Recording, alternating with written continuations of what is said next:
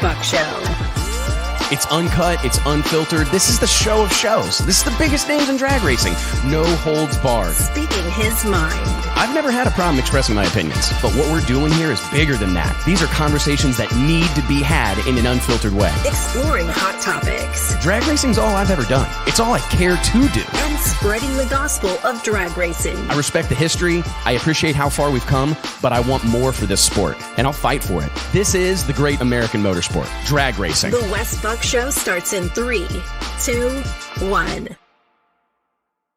Hey gang, Wes Buck here, Drag Illustrated Magazine, checking in. It is Wednesday, November 17th, 2021. Guys, I am so excited to have you here today. It's always exciting. Every Wednesday we get fired up, we all get revved up. But after Pomona, after the NHRA finals, with this star-studded lineup, I mean, somebody pinch me. Is this even a real possibility to kind of, I don't know, to be someone who grew up going to the drag races, right? Worked spraying water in the water box, has done all these things, and to be coming to you live today to talk to people like Ron Capps, to talk to people like Steve Torrence, Matt Smith, Greg Anderson, some of the best to ever do it, to be here doing it live on the World Wide Web with all of you.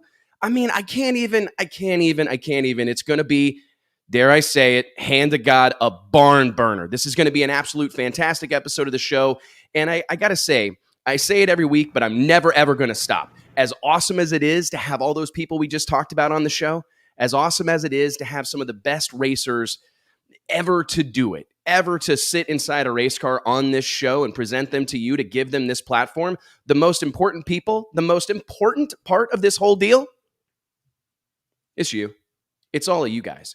It really is. To have all of you join us every Wednesday around Drag Racing's water cooler to talk shop, it's the craziest feeling in the world, and I can't thank you all enough. Whether you're watching on YouTube, checking in via podcast later in the week, whatever, watching on Facebook right now, right here and now, thank you. Please know from the bottom of my heart, I speak on behalf of all of our sponsors, everybody at Drag Illustrated Magazine.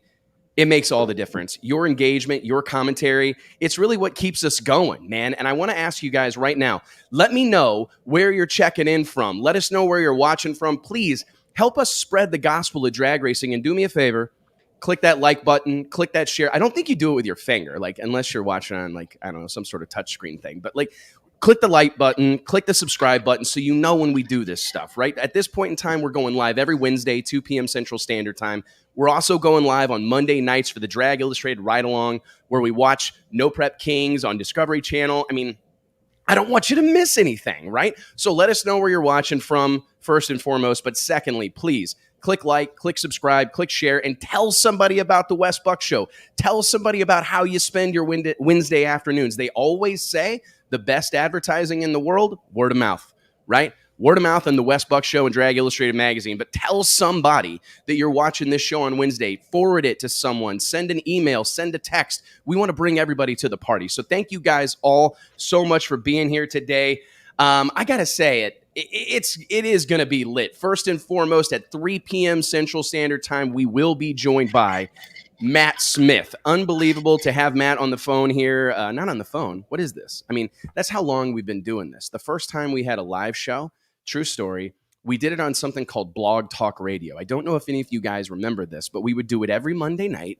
And it feels like 100 years ago. It was probably maybe 10 years ago. We would get on this phone deal every Monday night and we would call racers. They would dial this 800 number. And I think we had to pay X amount of dollars per minute or something like that. But anyways, you could get on the internet and listen along with us. It was quite the deal. But here we are today at 3 p.m. We'll be joined by Matt Smith at 3:30. We're going to check in with one of the greatest pro stock drivers of all time, perhaps one of the greatest drag racers of all time, the man himself, Greg Anderson, who basically cleaned house this past weekend at the NHRA finals in Pomona, en route to, count them, not 1, not 2, not 3, not 4, but 5 NHRA Pro Stock World Championships. We will also, at 4 o'clock, I think this is, I'm going through our schedule here, bear with me. At 4 p.m., we're going to have Top Fuel Titan Steve Torrence join us to break down this legendary, largely unmatched run that he's on. And at 4:30, when we're heading toward the finish line stripe, we will bring on the one and only Ron Capps back for the second week in a row, somehow, some way, to talk about the emotional roller coaster ride that has been his second World Championship. First, though, We got a lot to cover, guys, but I want to check in my fam here in the studio. What's going on? Mike Carpenter. What's going on? JT Hudson. I don't know who's on the ones and twos, but there we are. There's JT. What's up? There's Mike. Welcome to the club, guys. I'm on bottom. I'm on bottom today. Well, I got awkward in You were. Oh, there we go. He's flipping things around. JT likes to be on bottom. He does. That's what we I had hear. an awkward, real quick. Yeah, we had an awkward run-in at a restaurant in at a bar in downtown Fort Worth, where that question almost got answered. At. Yeah. Yeah. Oh, yeah. Do you know what I'm talking about? Yeah. And you got hit on. Do you remember that? Yeah. That was a wild night. Yeah, this old boy JT got hit on. It was a cool moment, to be honest. You know, we're open-minded folks around here, and JT got hit on, and this guy takes off running. Like he had just enough to drink that it really kind of got you up in arms. You were out the door and sprinting to our hotel room. Just enough to drink is the case for JT. What did he say? He said, "You're kind of rough," but he said you're rugged, but rugged. Yeah, and I don't know. And then, man, as soon as that guy went to the bathroom, I was like, just walked out the front door real quick, and as soon as I got of the light from front of the bar. I thought it was funny because what do you think he's gonna do? I mean, you're man. a pretty big old boy. I mean, it's not like you couldn't hold your own. You know what I mean? I think you could have fought him. I just figured maybe it's the wrong bar. I was running to the next one. It was the wildest thing, dude. Listen, we had a ton of racing popping off this past weekend, right? I mean, this was another one of those weekends where you're just kind of reminded how many different segments of our sport exist, how much drag racing is going on at any given time. Not only were things popping off in Pomona, we had the World Street Nationals, the 28th annual running of the World Street Nationals going on down in Orlando, We also had a young man racing for $1 million at a bracket race down outside of Montgomery, Alabama at Capital City Motorsports Park. Kind of crazy, man, but I want to dive right into some of this stuff. And JT, I'll take over a little bit of the throwing up the logos on here. First and foremost, guys, on the cover of Drag Illustrated a few weeks ago. Whoa. Yeah, we need to talk. No. We're just talking about the cover of Drag Illustrated, and I'm realizing in this moment. You mentioned Drag Illustrated magazine earlier. It's this magazine. I don't know if you guys know about this magazine that we do.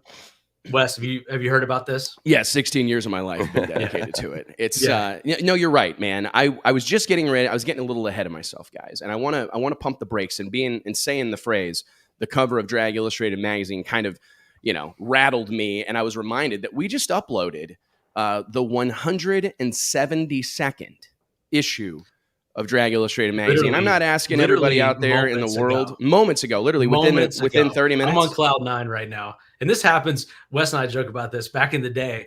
This used to be all we did was the magazine, Wes and I. And we would stay up all night for days to get this thing done.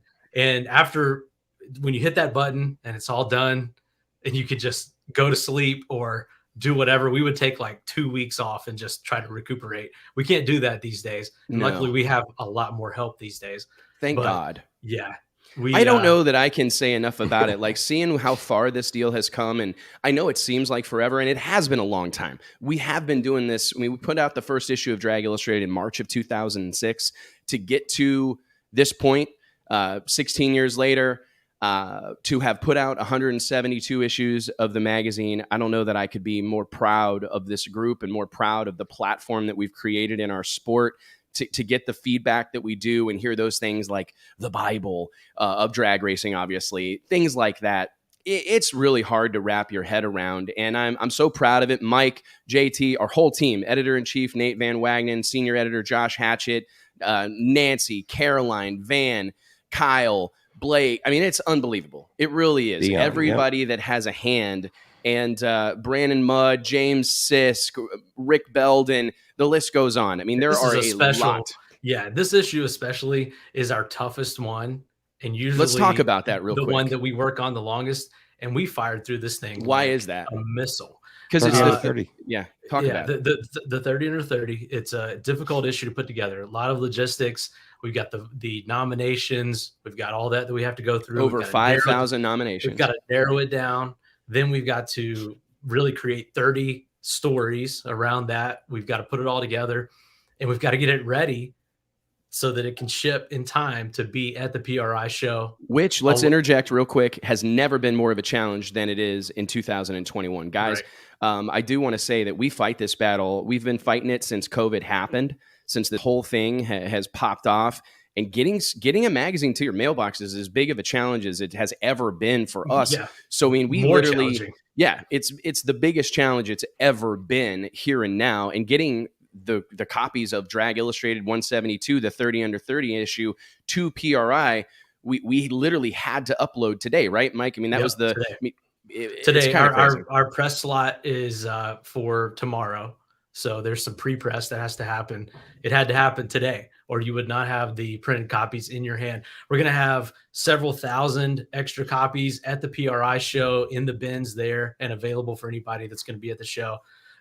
And I'm pretty proud. This print order that we just sent to our printer is the largest print order in the history of Drag Illustrated as far as the so what they say? copies. Did they say print's dead? What do they say? We're mailing more of these things than we've ever mailed in history. Do you hear me, folks? We're mailing more copies of Drag Illustrated magazine right now in November of 2021 than at any point in the past. At any point in the past, and I'll tell you, you may want to look around a hot minute. I got a catalog in the mail from Amazon last week. I got a catalog in the mail. Company in the world. The number one digital company in the world, right? Mailed me a catalog. A printed catalog. Not to mention, I got one from Target. Yeah, I got one from Target this week. I mean, don't listen. I'm not here to educate or try to sway anybody, but it's just a reminder of how significant the printed word is. I've said it for 15 plus years. There's something gospel about the written word, about the printed word. And I couldn't be more proud of what has happened here, man. It's insane. This issue means a lot to so many people. It's a labor of love, especially for Nate, editor-in-chief, who's really our tip of the spear when it comes to the 30 under 30. It's a huge deal. We're looking forward to the press conference, unveiling the cover at PRI, and having all these copies floating around. So I'm super proud of this issue. Cool deal for all of our advertisers, right? To get that bonus circulation. Awesome advertising, awesome cover shot, awesome feature story. Probably the biggest feature story we've ever done in the history of the magazine. I think it's about 38 pages. So, dude, I was blown away by the page count this month. Awesome. Were you? Did you know that this issue was going to be like 120? Like, I didn't realize the page until I started reviewing it today for your proofing. I was like, I didn't realize the magazine was going to be that big this month. Yeah, that's always a proud moment too. So this is really our crowning achievement as far as our print magazine. So Mike killed it too. It looks awesome, dude. I mean, the cover, Mike's design, awesome. Rick Belden, the photography we had to work with this month. It's almost, it's hard to. That's another thing that I'm proud of, because we don't just snag these guys in the staging lanes, right? And I'm not shooting. Yeah, this was days of planning that happened months ago just to get the cover photo, to get this so that we can make it happen. So I'm hoping you guys check it out, subscribe to the magazine. You'll see it online, but then also come to the PRI show. Why else would you want to come to the PRI show? 30 under 30 and after hours, guys. We got to talk about that briefly, real quick. I want to interject this because I got the logo over my shoulder, and I'd like everybody in the comments, everybody watching along, let's give these guys a little bit of a round of applause. Ladies and gentlemen, we got a brand new sponsor here at the Wes Buck Show, a brand new partner at Drag Illustrated magazine. This has been something that's been many, many years in the making. Redline Oils. I mean, this is a company that goes hand in hand with the sport of drag racing. I want to remind all of you.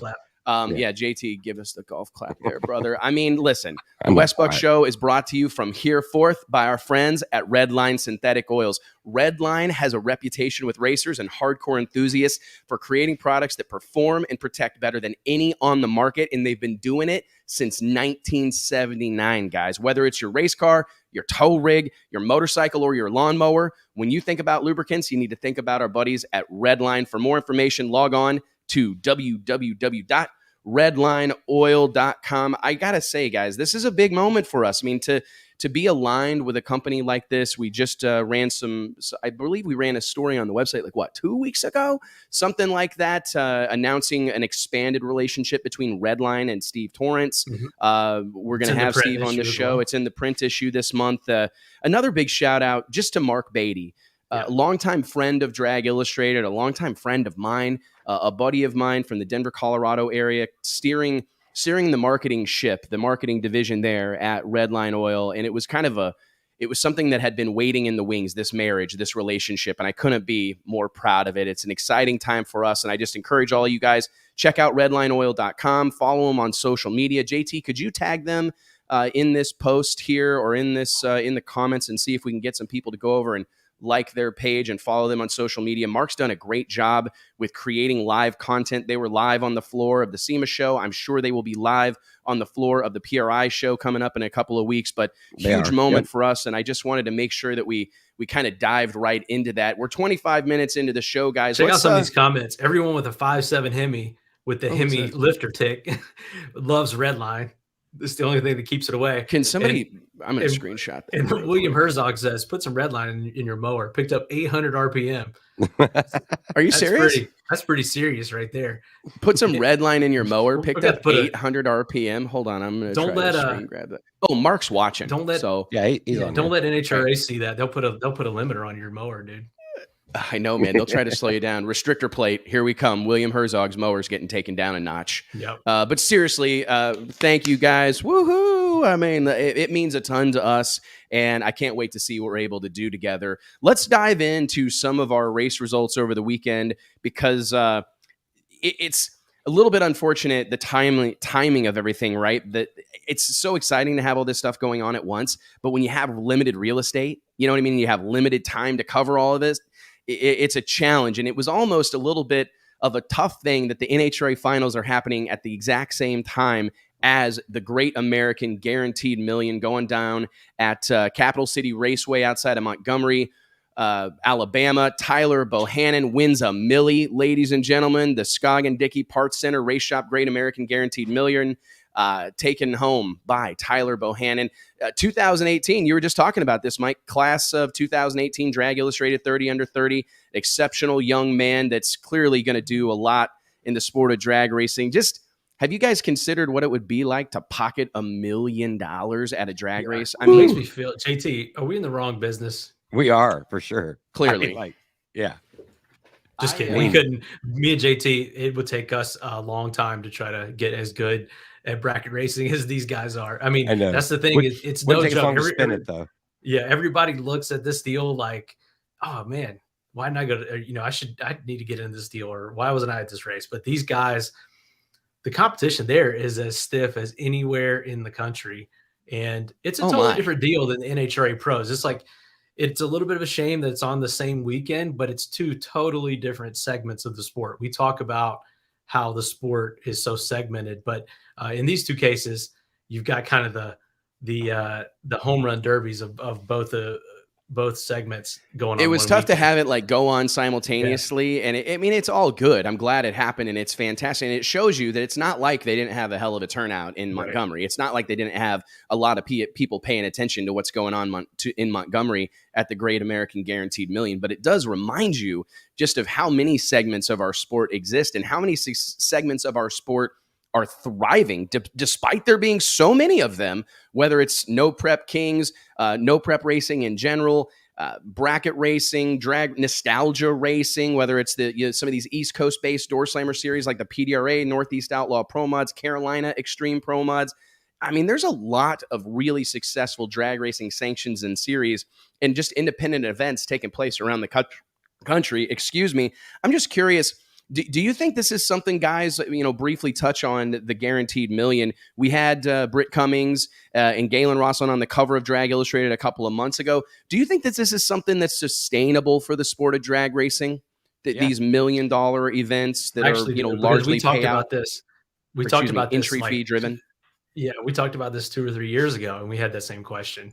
And here we are 2 or 3 years later, and they're still doing it. So I actually think it is. And I think that these guys, I almost classify them as like outlaw bracket racers. The guys that go to these events and that go to these one-off events and these huge payout shootouts or whatever you want to call them are different and kind of following a different path than your guys that may go run the same class on the NHRA tour or for a divisional.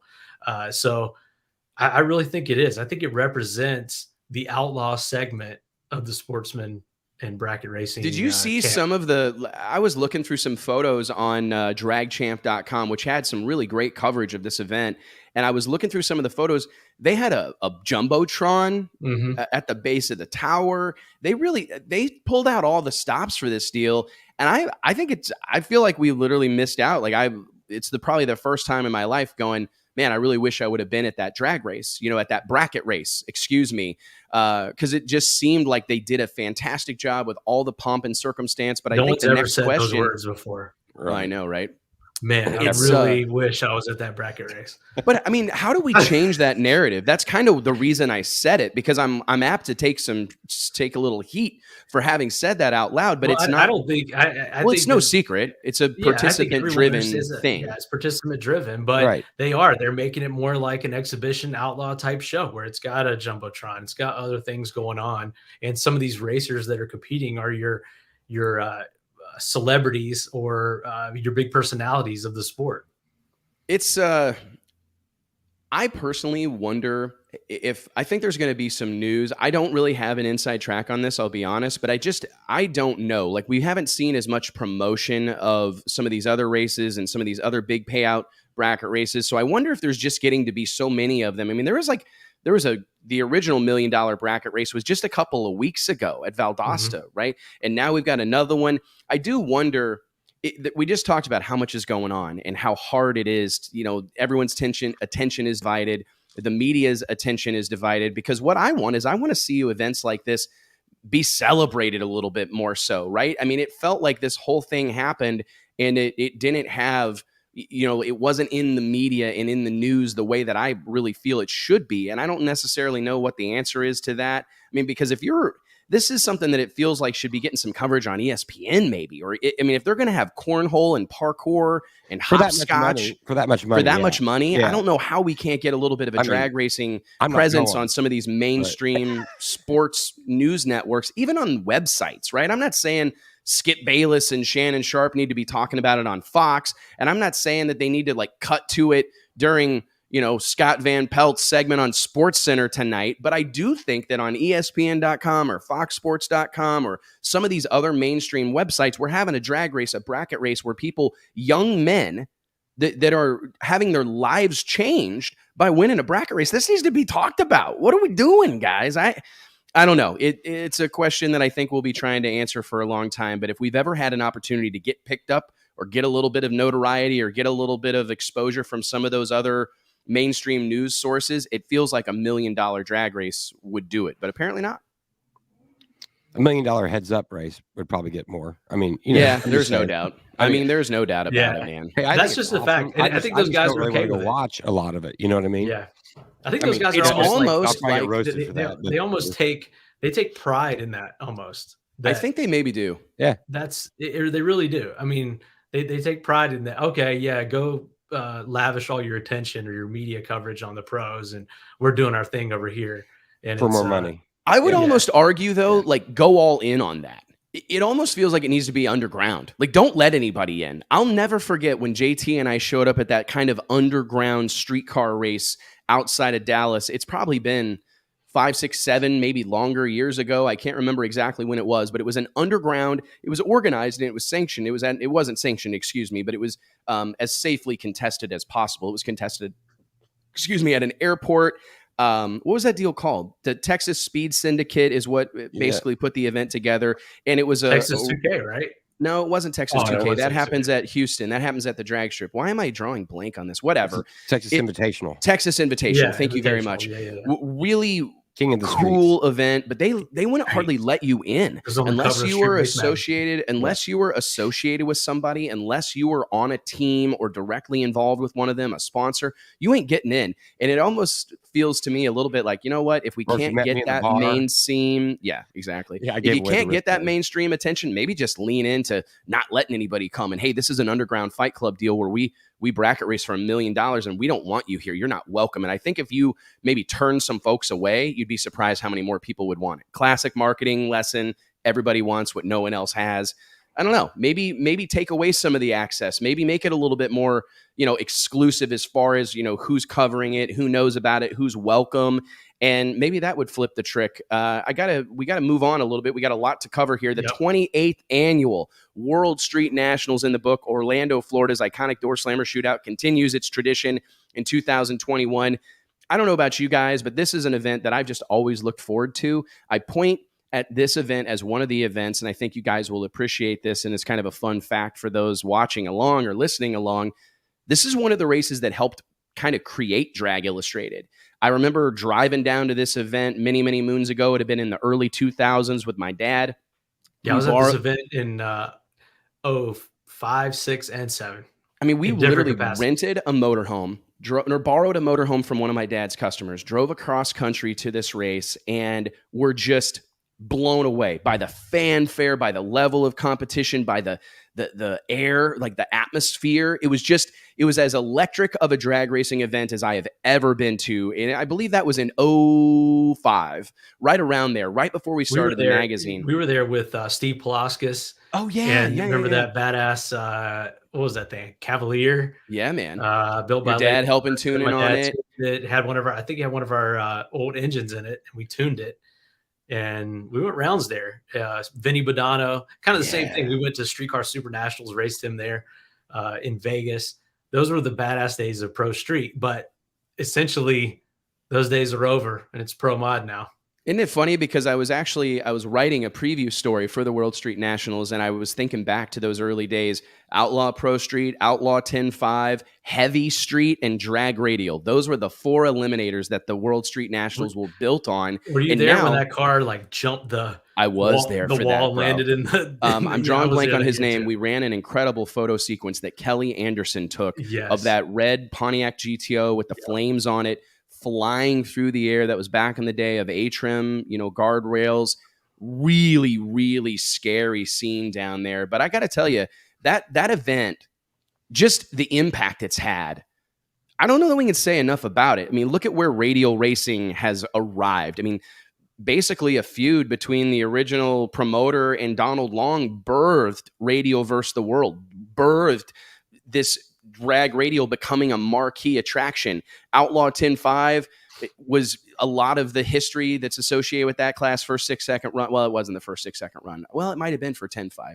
Regardless, you would have the Steve Kirk Juniors, you would have the Tim Lynches, you would have the Jack Barfields, the Mike Hills. I mean, that race is responsible for so much in our sport. And it has changed a lot over the years. This year, it was Todd Tutterow taking the win in Pro Mod. The original headlining category, Outlaw Pro Street, as you mentioned, Outlaw 10.5 was always part of it. It's funny, Drag Radial and Heavy Street were largely filler classes back at that point in time. Drag Radial would be completely offended no matter which version of it was, whether it was Radial versus the World or Pro 275 may have originated from. I believe it is, man. I remember, I mean, and those stories are true. And I don't know that anybody's really to blame for it. Any promoter that's ever put on a race is more than likely you're going to have one group or one category that's kind of your focus. And it's not a derogatory thing to say that you have to have all this supporting cast. Well, you got to go where the sport's going. At that time, Pro Street had a market, and this was really the place that birthed it and kind of fed that market. There is no market for that. There are no Pro Street cars. So you've got to go Pro Mod. Pro Street 8th mile. It's another interesting thing, because this event 100% quarter mile across the board. Now 100% 8th mile across the board. Yeah, absolutely. To me, Pro Street, and we talk about No Prep Kings a lot, but No Prep Kings reminds me the most of Pro Street back in those days, in the 05 mid 2000 days in Orlando. And so it's interesting to see. That was a huge show, a huge draw, a huge attraction. You never know what you were going to see. It's kind of the same thing at No Prep Kings these days. But to put on a traditional event that's not televised and all that, you've got to go pro mod. I mean, we've been down this road too. A million. It's to see Todd Totoro win it, though. However, no huge surprise. They had a great field of cars down there. I don't know exactly how many they had. They lost a session of qualifying, I believe, on Saturday due to rain. Maybe executive decision. An airboat out there on a trailer trying to drive the You track. text me about this. Yeah, that is cool. Innovative. Cool. Yeah. Innovative. And I thought they did a cool thing by expanding the field. Did you notice that? Yeah. They went from 16 cars to 32 cars. And really, Totoro winning, no surprise. He races down there a lot. He tunes cars there, drives cars there. He's had success at our race there. And you take him down there to Bradenton, Orlando, you got to watch out for Totoro. You got to if you take that dude to Big Dog, if you guys, I think he'd be in the hunt at the guaranteed $1 million bracket race. Like, I'm not trying, I'm being a little bit dramatic, but guys like that are just different in these one-off events, like you said, Big Dog or whatever, especially places he's got data and places where the air is good early in the season, late in the season. He especially seems to have a little extra up his sleeve there. I'm proud of what Todd is building. It feels like he's got his hands. Not only is he racing, he's involved with Kurt Stedding, right, fielding a 2-car team in PDRA Pro Boost competition. He's helping out with Tommy Gray and the Undertaker Pro Mod team up in Northeast Outlaw Pro Mods. He's also lent a hand to Mitch Decker. He's integrally and intimately involved with Barry Mitchell's Big Dog. Basically, if you're a fast blown car, he's Totoro, you're working with Totoro. You're working with Todd Totoro, and I think that that's something that we're going to see that continue to be a thing. But here's a guy that started with nitrous cars, has dabbled in turbos. I don't know that he's messed a lot with Pro Chargers, but I mean, anything this guy's touched, he's one of these guys being around here in the Carolinas. He's surrounded himself with the best. He's learned from the best. He drove a second car for Don Plemons back in the day. Yes. He's worked with Ricky Smith closely. Just a guy that has learned and is passing that on to Ty. I can see that coming from Ty in the next generation. Ty Totoro is a difference maker right now as well, which has been a fun thing to see, to be honest with you, because it's the way he's followed in his father's footsteps, but his confidence, you can really see him coming into his own. There was a situation earlier this summer. I can't remember all the details, but Todd was PDRA racing somewhere, I believe. And there was also a Big Dog race going on at Piedmont Dragway out in North Carolina, one of my all-time favorite drag racing series. And Ty took the tuning reins of Barry Mitchell's Pro Mod car and put him in the winner's circle, reset the track record, and did it without his dad there. And that's, I mean, what a moment that was, but really a cool thing to see. Denise is my favorite Totoro. She deserves that title. She may be everyone's favorite Totoro. She's definitely mine as well. And just an all-around great group of people. Fantastic to see them having the success they do. And will likely continue to have. There was a couple other storylines coming out of Orlando. I thought it was interesting that Justin Swanstrom, we do talk a lot about No Prep Kings, specifically on Monday night, but I did think it was interesting to see him willingly throw his hat into the ring with some real deal lightweight Pro Mod cars and hold his own, right? He was looking like he was going to DNQ, but he went down there and I believe ran some bottom 380s, switching the car over, taking weight out of it, being not a traditional Pro Mod car, not stretched, not with a carbon body. I actually thought it was very impressive. We talked a little bit about it last week. Very cool. But it was cool. I know there are going to be some people that aren't thrilled about it, lighting the boards like he did and kind of letting the world know what those cars are capable of. But personally, I think No Prep Kings almost needed it, to be honest with you. I think No Prep Kings could use that little bit of validation to have one of their racers go out and be competitive at either an independent event or within a sanctioner series, just to show people that watch this programming on TV. These cars are fast, and to maybe hush up a few of the naysayers, right? I mean, because how can you argue? Oh, that's fake. Yeah. I don't think that. How do you argue with it? I think that he achieved that in a roundabout way, but I don't think that was his intention. No, I don't think he's going to do whatever Swan game he wants to do. Yeah. The Swanstrom family, they're going to do whatever they want to do. And so that's a race close to home. They wanted to go run that car. They're also, from what we hear, he's going to be running that car on the street from now on, and he's got a new NPK car coming. So, right, like we talked about on Monday, I could just about see him with his left hand out the window with his middle finger up as he's making those passes. Like, he doesn't care what it runs or what the numbers show anymore, because he's not running that car in NPK. So it's kind of the swan song for that car. Ooh, look at that. That was like ready for the big time pun. It wasn't even in the notes, man. Wasn't even in the notes. Wasn't even in the notes. And okay, guys, by the way, I do want to remind you, Stroud Safety. What can you say about these guys? Tommy Cunningham and the gang at Stroud Safety are amongst the Wes Buck Show's biggest supporters. If you want the best racing safety equipment, from fire suits to seatbelts and chutes to ballistic blankets, and you want to buy made in America products, I've seen this firsthand. It is a breathtaking experience, and I am not being dramatic. Please call Stroud Safety today or check them out online at stroudsafety.com. Guys, we got to do a little bit more self-serving housekeeping here. This is a big moment for us.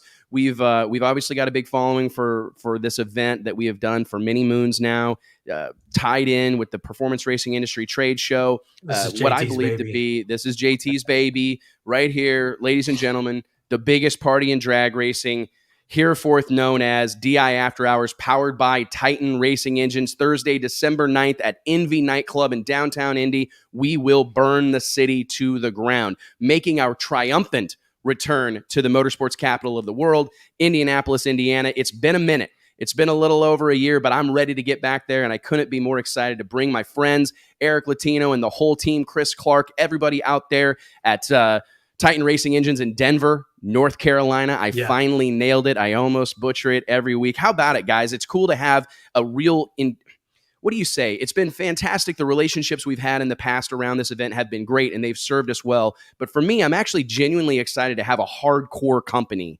associated with this event. And a new company. People that we see, a new company, fantastic, but a group of people that like we see at the races all the time, that we're rubbing elbows with, that are getting their hands dirty. These are kind of like our brothers in arms, and it's great, absolutely great to have them involved with this. They will be providing power in 2022 for NHRA Pro Stock rookie Camry Caruso.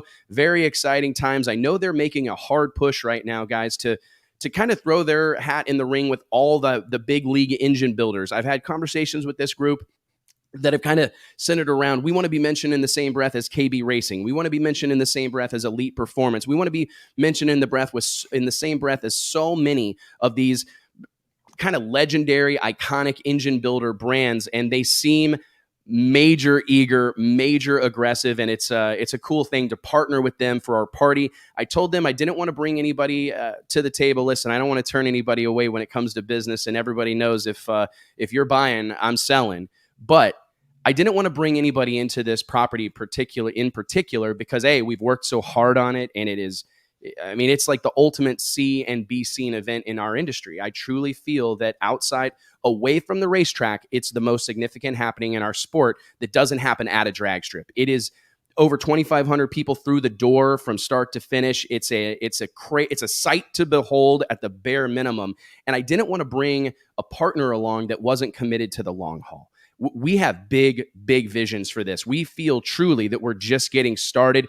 And the cool thing is we have a brand new partner on the signage on the marquee out front. But JT, tell us a little bit about, we got a brand new partnership within the building for the first time in 5 years, which is a pretty exciting thing. Envy Nightclub, awesome. Jason Jenkins. It's a little bit of a match made in heaven, it feels like. It does. And and this guy knows what he's doing too. We've struggled in the past with some of these owners of these clubs.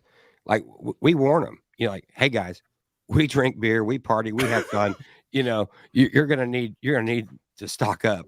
And these guys just don't get it. This guy gets it. I think he's hosting Little John the weekend before us. So having a big party is nothing new to him. And they've redesigned this whole place. He owns the building next door, which is Tiki Bob's, I believe, right? Yes, Tiki Yeah, Bob's yeah, is a yep, sister club, so we'll have that yep, as an overflow venue. I yep, mean, what did he tell? One of the issues we've had is getting club owners to really understand, bar owners, like, hey, we're bringing a big party. This has been reported to us as the third biggest night of business for bar owners in downtown Indianapolis of the year, behind New Year's Eve and Halloween. The third weekend or the third night that moves the needle for them is Drag Illustrated After Hours, and we would routinely have meetings with these folks saying, hey, listen, we're going to run out of ice, we're going to run out of cups, we're going to run out of everything, and we need you to be ready. We've got $100,000 worth of inventory on hand at all times at Envy Nightclub. We've got 25 VIP tables. We've yep. got a Awesome high-level staff. national touring DJ coming in. We've got 9 bar backs. We've got 6 full-time VIP hostesses. I mean, we've got $200,000 sound and light set up. We're really, really proud of what this event has become. And I believe without a shadow of a doubt, this will be the biggest and best DI after hours we've ever had. And perhaps for no reason more so than our new partnership with our friends at Titan Racing Engines. I had about an hour-long call with Chris Clark from Titan Racing Engines yesterday. Super proud of this. We've known each other for a long time, and to have the opportunity to kind of jump in to business together at this level is super exciting. And I just wanted to make sure that I remind everybody, JT or Mike, hopefully one of you know our booth number, but remember, early access passes will be available at the Drag Illustrated booth first thing Thursday morning, opening day of the Performance Racing Industry Trade Show in Indianapolis, Indiana. I would encourage you. I know most folks go into the PRI show with a list of people to meet, a list of booths to go to, a list of people to see. Make sure you swing by. Away. Make sure you swing. Yeah, throw that away. Don't worry about that. Just throw that away. It won't work. It never works. But make sure you swing by the Drag Illustrated booth and pick up your early access pass. The party starts at 9 p.m. But if you show up at the Drag Illustrated booth, you're going to be able to grab an early access pass that will get you in at 8 o'clock. We've made a lot of changes to this. We're going to be doing some ticketing. We'll be announcing the details of that later today or first thing tomorrow. In this global pandemic age we live in, you got to do things a little differently when it comes to events. So in order I'm looking forward to that. I am too, and man. I will say, because normally that's on already, me to kick everybody out or whatever. I'm tired of doing that, guys. I'm already getting hit up about tables, and I will be getting a hold of everybody that had tables. You'll get the first chance at them, and then any overflow that we have on tables that are left over, we will release after that. And yeah, this is going to be awesome, man. I mean, I'm really excited about it this year. Apparently in Indy and maybe around the world, and this is it's going to be a little bit of a change of pace because folks are used to just piling in and like fighting their way through the door or whatever. But we're going to have an electronic ticketing system. It's already in place. Yeah. You'll be able to show up to the door with a ticket that guarantees you access to the club. It's going to be an expedited entrance that I'm very excited about, a more organized experience from that point of view. But it also keeps us safe. Listen, I have young kids. I've got a family. I'm married. We want to take care of people. We want to be safe. We want everybody to come have a good time, but go home healthy. Really important. So we have to, by state law and guidelines, we have to have a seat or a place for someone to go for every person that we bring in the building. So for those of you that don't know why we're changing things up or why things might look a little different in 2021, just know that it's us, in our opinion, doing what we need to do to keep folks safe, make sure people have a great time, and improve this experience. We're experience creators here at Drag Illustrated. That's what we pride ourselves on, whether it's the experience of opening your mailbox and grabbing that copy of Drag Illustrated magazine, or whether it's showing up to a race or showing up to the PRI show, joining us every Wednesday here on the Wes Buck Show. We want to create experiences, positive ones, memorable ones, and I hope you'll all join us Thursday night, December, what is it? Hopefully, 10th? Hopefully it'll 9th? help everybody outside too. You know, this should help everything. You know, getting in the building. Yeah, 9th. You know, having a seat. You know, this is a great place to network. You know, we've got a great relationship with PD Smallblock. You know, Pete Abram. He used to say, "Man, I don't even need to go to the show. You know, I could just go to the DI after hours party, and I get more networking done at that party than I do at the show." He said, "I could just fly out the next day." I really don't think that's an exaggeration. I mean, there's a lot of networking to be had. There is. Good or bad. And it's also, I think, good or bad. I love it. You know, it's one of those things where it's a relatively exclusive get together, man. Yeah. I mean, not everybody is able to get in, and if you're there and you're part of it, you're going to have those war stories to share on Friday morning. You're going to have met somebody or added to your network in a positive fashion, and at the end of the day, had a fantastic time, or at least that is my hope. We got our buddy Mark Caruso, Titan Racing Engines, nearby here in Denver. Hey, Mark, I'm coming to see you next week. Get the Tito's ready. Ooh, it's on.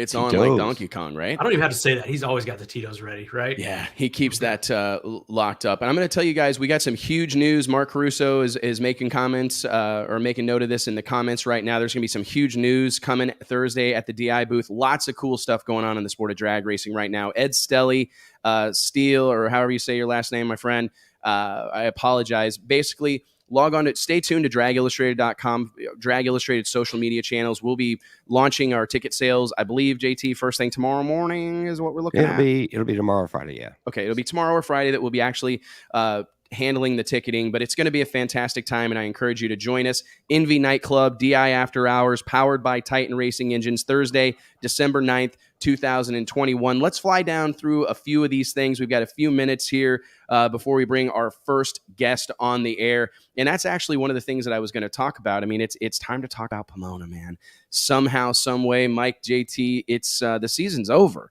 I say this a lot, but I mean it feels like the last thing I really remember was the 4th of July. Somebody has leaned over my shoulder and like hit the fast forward button. This year's flown by. It has, man, and I think this is like the saddest I've ever been about the close of a season. It felt like we had all these fun storylines and all this back and forth and all these different scenarios, and then it was all over. Well, the right? off season isn't very long anymore. It's not, man. So 80 something days till 80 something days days till Q1 in Pomona. I got to say, let's just tackle a handful of the things that took place this past weekend. We've obviously had Steve Torrence win his 4th consecutive NHRA Top Fuel World Championship. I actually want to dive into that a little bit. We've got a few minutes here before we bring Matt Smith on the air. I want to ask you guys this. Steve Torrence earns 4th straight. Top Fuel Titans' reign over the highest level of our sport continues. Where do you guys think old Steve Torrence and the Capco boys, where do they fit in like the greatest of all time conversation? Because this felt like a greatest of all time performance out in Pomona. Can we just run through some stats? I mean, Let's run can. through some stats to set this up. Shout out to Josh Hatchett and Brandon Mudd, who helped us compile these stats. Steve Torrence is 263 and 59 since 2017. That's his win-loss stats. Batting average, that's 870. 870 losses. What was his I don't see these numbers on here. But he's got like single-digit round losses in several seasons. 60 and 9. This year tied his career best for round wins. 60 round wins in 2021. 60 and 9 overall. Can you imagine having gone into that many drag races, 70 essentially, and winning damn near all of them? Yeah, crazy. It's insane. And to do it in Top Fuel, he's got 51 career wins, one shy of Antron Brown. And he's done all this. I think just the percentage, the batting average, you want to call it, the win-loss percentage, in the short amount of time that he has closed the gap on all of the legends of the sport is incredible. And if you sit down and look at these numbers and see how quickly he's done it in the period of time, it's baffling. If he keeps it up, to me, it comes down to how long does he continue to do this? This is a guy that just got married, that just had his first child. This is a guy that's got a successful business, family business to tend to. He's got a lot of other things that he could be doing or that could take his interest. How long do we see him keep after this? I think he's too close, personally, to Tony Schumacher in terms of like being the greatest to ever do it, not being in the conversation, but like literally being identified as the best. I think that it's possible that he bests Tony Schumacher. I really do. I think I want to talk to Steve about this a little later in the show because I'm really excited about the potential of this new rivalry, perhaps, between Steve Torrence and Tony Schumacher. But I look at this and I go, 51 career wins. He's one shy of Antron Brown. And I think it begs the question, go after Schumacher. Schumacher's got 8 titles and 85 wins. That's within striking distance. I mean, another 5-year run, and obviously that's a long time. I mean, you start talking about in terms of 5-year stretches, but you look at what he's done in the last 5 years, I don't think there's any chance that you can rule out he couldn't have another 5 years like this. We're going to see Top Fuel, Nitro racing in general, in my opinion, look a lot different next season that it has. And I think that you can almost sense it. He said something during his post-race interview, and I wish I had that quote in front of me. I actually forgot to copy and paste it, but it was asked of him. I'm going to actually find this real quick. Where's Wes Buck Show? It's a worthwhile quote, and I'm not going to. Here we go. Josh Hatchett, thank you, man. He gives us these incredible, senior editor at Drag Illustrated. He finds all these nuggets for us. Here's a quote from Steve Torrence. Anybody that knows Tony Schumacher, obviously, and Tony's a good friend of mine, he says, but he has a big ego and he doesn't like it when you kind of trash talk him. He said something about it's not a comeback because he's been here before, but I'm going to tell him you left and I'm the sheriff now. So that tells me that there's a little awesome. Bit, it's awesome. Possible. He's revved up about this. And I got to be truthfully, I don't know that Tony's going to be able to slide back. It's not going to be a cakewalk, man. You're not going to dive right back into this deal. This team, not against this group. This team's a dynasty. You know, someone said it in the comments. Like you could consider them a dynasty. You know, they're the Patriots. You know, when Brady was there winning, and I mean, well, actually, they're more consistent than the Patriots were. You know, so I mean, you know, that's how good these guys are. I think about. I mean, Schumacher had 6 straight. He won a championship in 1999, took a couple, didn't have his greatest seasons there for a few years, but he had 6 straight world titles between 2004 and 2009, won another one in 2014 to earn 8 in total. As I said a second ago, 85 wins. I wouldn't be at all surprised to see Steve Torrence best that mark. I mean, 6 straight championships. I don't see any reason it couldn't happen. We talk about it all the time, and I look forward to talking to Matt Smith about it, how hard it is to repeat, how hard it is to do these things, especially when you're, as we love to talk about, racing out front. It's a totally different type of environment when you're racing with a target on your back, right? Everybody's putting up their best effort against you. Everybody's cutting their best light against you. Everybody's swinging for the fences every time you're in the opposing lane. Totally different world than being like a scrapper, right? Someone that's kind of fighting and clawing and getting all that extra motivation and all that extra little bit and trying things and maybe getting out of their comfort zone, anything they have to do. It's like sports teams. We see it all the time. There's so many of these teams that they know, hey, if we're within 10, if we're within 15 toward the end of the game, we're going to win. Because that's what we do. We figure it out and we climb out of that hole. And when you find a team that can get a big lead and then maintain it, that's a special group of people. Clearly what's going on with the Catco boys. You know, we talked about the consistency this team has had. And, you know, you're going to have slumps. You're going to have, you know, good days and bad days, right? You're going to break some days, you know, but for this team to go out and do it, and that says something about the whole team, I guess you would say, you know, that they keep putting out a winning car over and over and over and over that many times. That's so impressive, you know, and not to get in any of those slumps really over that. No, not at all. And at times seem virtually unbeatable. I can't say enough about it. Massively impressive to see that whole situation unfold. Not as maybe a touch anticlimactic if you compare it to Pro Stock Bike or Pro Stock Car or what we had going on in Funny Car, but I don't think I don't say that to lighten that or to take away from the moment. I mean, Steve Torrence sealed the deal with a first round win. It was, like I said, it wasn't in the final. It wasn't with 3 or 4 cars in contention to best him. But don't lose sight of the fact that this was a really significant moment in the sport of drag racing. We're seeing something special. I do personally believe that Steve's in that conversation. When it comes to greatest of all time, there's a lot of names that get thrown out there. I mean, I think Big Daddy Don Garlitz. I think one of the things that we got to touch on, and it might be great to do it with Matt, because Matt can build motors, drive truck. He'll do the whole thing, much like his father, Tricky Ricky Smith. He can do the whole deal.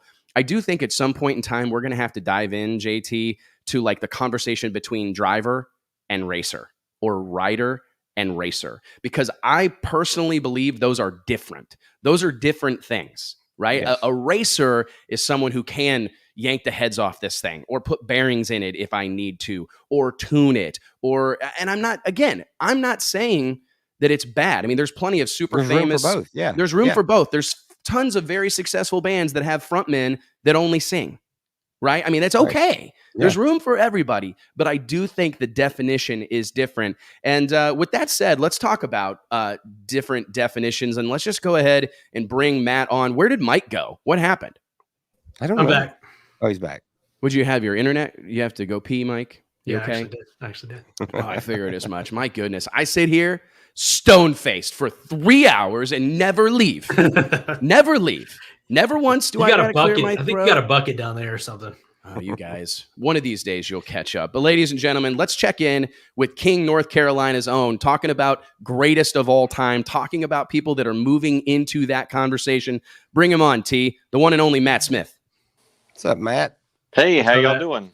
Hey, dude, thank you so much for joining us, brother. I'm sure you are worn out. And I literally screen grabbed this because you guys, is this real? Hold on. Angie posted something on Facebook. Is this real? 2,400 miles in 48 hours? Did y'all drive straight through?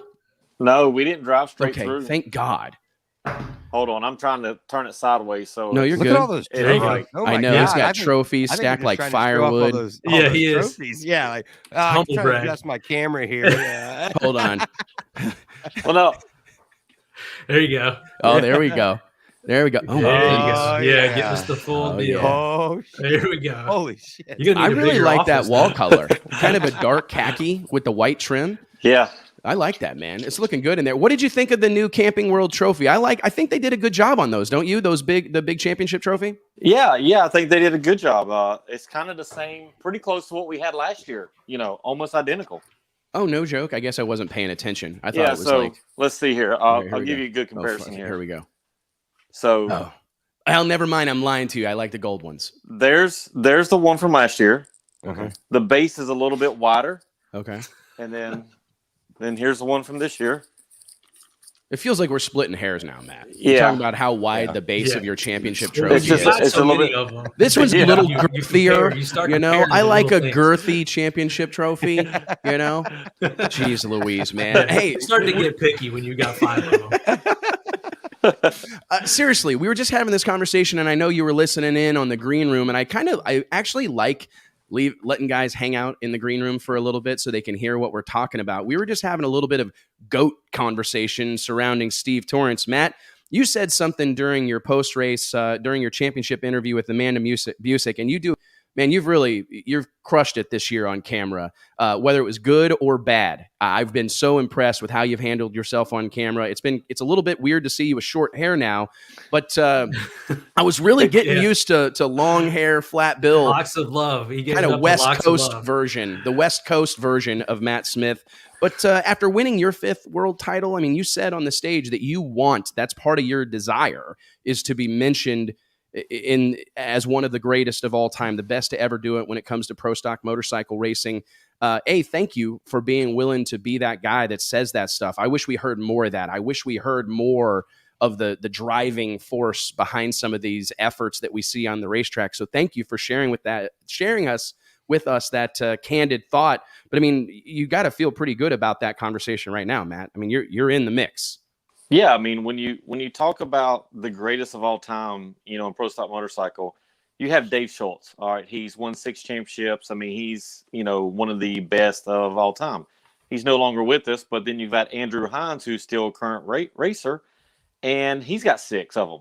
And now I'm third on the list with 5, you know, and I'm a current racer. So with my name just being associated with those guys is pretty amazing, you know, and I'm just glad to be there. You know, when you look at who my dad is and what he's accomplished his whole life, I mean, I just want to be as good as he is. You know, I'll never be as good as him, but I just want him to be proud of what I've done and what we've done. And I think he is that.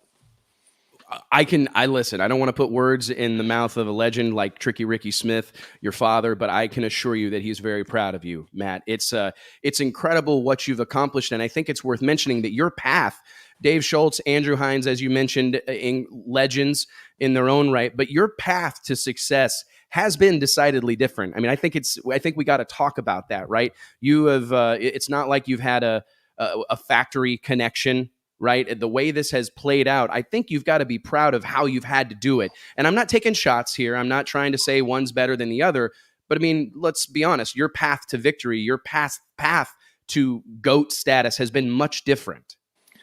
Yeah, I would say that any of the other champions of the pro stock motorcycle category, if it's if it's Andrew Hines, if it's Eddie Craywick, Angel, Dave Schultz, John Myers, we build our own motors in-house. We do all of our own stuff.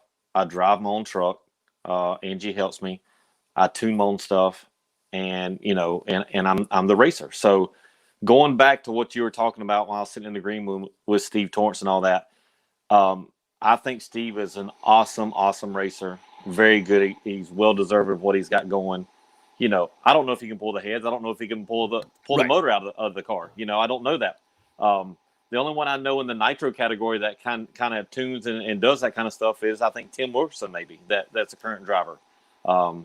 But we do all that stuff ourselves, and I'm very proud to have 5 of these things now, and, hopefully we can get more. I look back at what we've done. We've won 3 of the last 4 championships, and maybe possibly could have won 19 if we didn't have a crankshaft break in the semifinals against Gianna. So we could have been 4 in a row, just like Steve. What a moment that was, right? And it's crazy how things kind of come full circle now that we're going to talk about this in a moment, but you're actually teaming with Scrappers Racing, Gianna Salinas and the gang, her father, Mike, to bring them into the fold with you. And I want to talk about that because that's clearly been a pathway to success. How motivated are you right now? I mean, you've accomplished a lot. You clearly want to accomplish more, but now to bring the Suzuki into the fold, are you excited about a new challenge there? Or, and obviously, do you feel like that's a leg up? Do you think that that's the direction that you need to go in order to get that 6th world championship and maybe best Andrew Hines or Dave Schultz some point in the future? Absolutely. Really? NHRA gave the Suzukis way too much. They've got a better cylinder head. They've got this fuel. They've got so much what they had over what they had 2 years ago that it's unbelievable. And I think they're just starting to show it toward the end of the year. And if you threw my V-twin out, they would have dominated this countdown. Steve Johnson won 2 races. Angel won 2 races. I won 2. It's just one of them deals, and that's why I'm going. We're building a Suzuki, and I'm so happy that Mike Salinas and Gianna and Jimmy Underdahl have teamed up with us for next year. I want to help, and I want to make Gianna Salinas a top 10 player in NHRA Pro Stock Motorcycle. I think she's put the time in. She wants to be better, and that's my goal right now, is to make her better and to get her running fast and that whole team running fast. Do you have like a particular, like specific interest, Matt, in that teacher role? Because you've obviously had tremendous success with Angie, Scotty. I mean, this has worked for you in the past. Is there something that you get from that opportunity to kind of help someone? Where does that stem from? What motivates that? Because you're going to have your freaking hands full. I mean, you always do, but my goodness, it's going to increase in 2022, but it seems to be a role that you're really comfortable in. Yeah, we always run 3 or 4 bikes, all the time. And so we're just cutting the MSR rental program off for this year. Scotty's building a house, so it was a perfect time to do this and team up with Mike Salinas and the Scrappers team to run their 2 bikes, out of our camp and out of everything, and, really focus on trying to help both those riders become better riders and to get them wins. And that's our goal. That's our goal right now. We want to get the Scrappers team wins. We want to make both their bikes a top 10 player, along with my 2 bikes, me and Angie, a top 10, and really have a strong 4-bike team going in this countdown next year. So I think that Suzuki is going to be the way to do it, and that's why we're building them right now. We're building me one.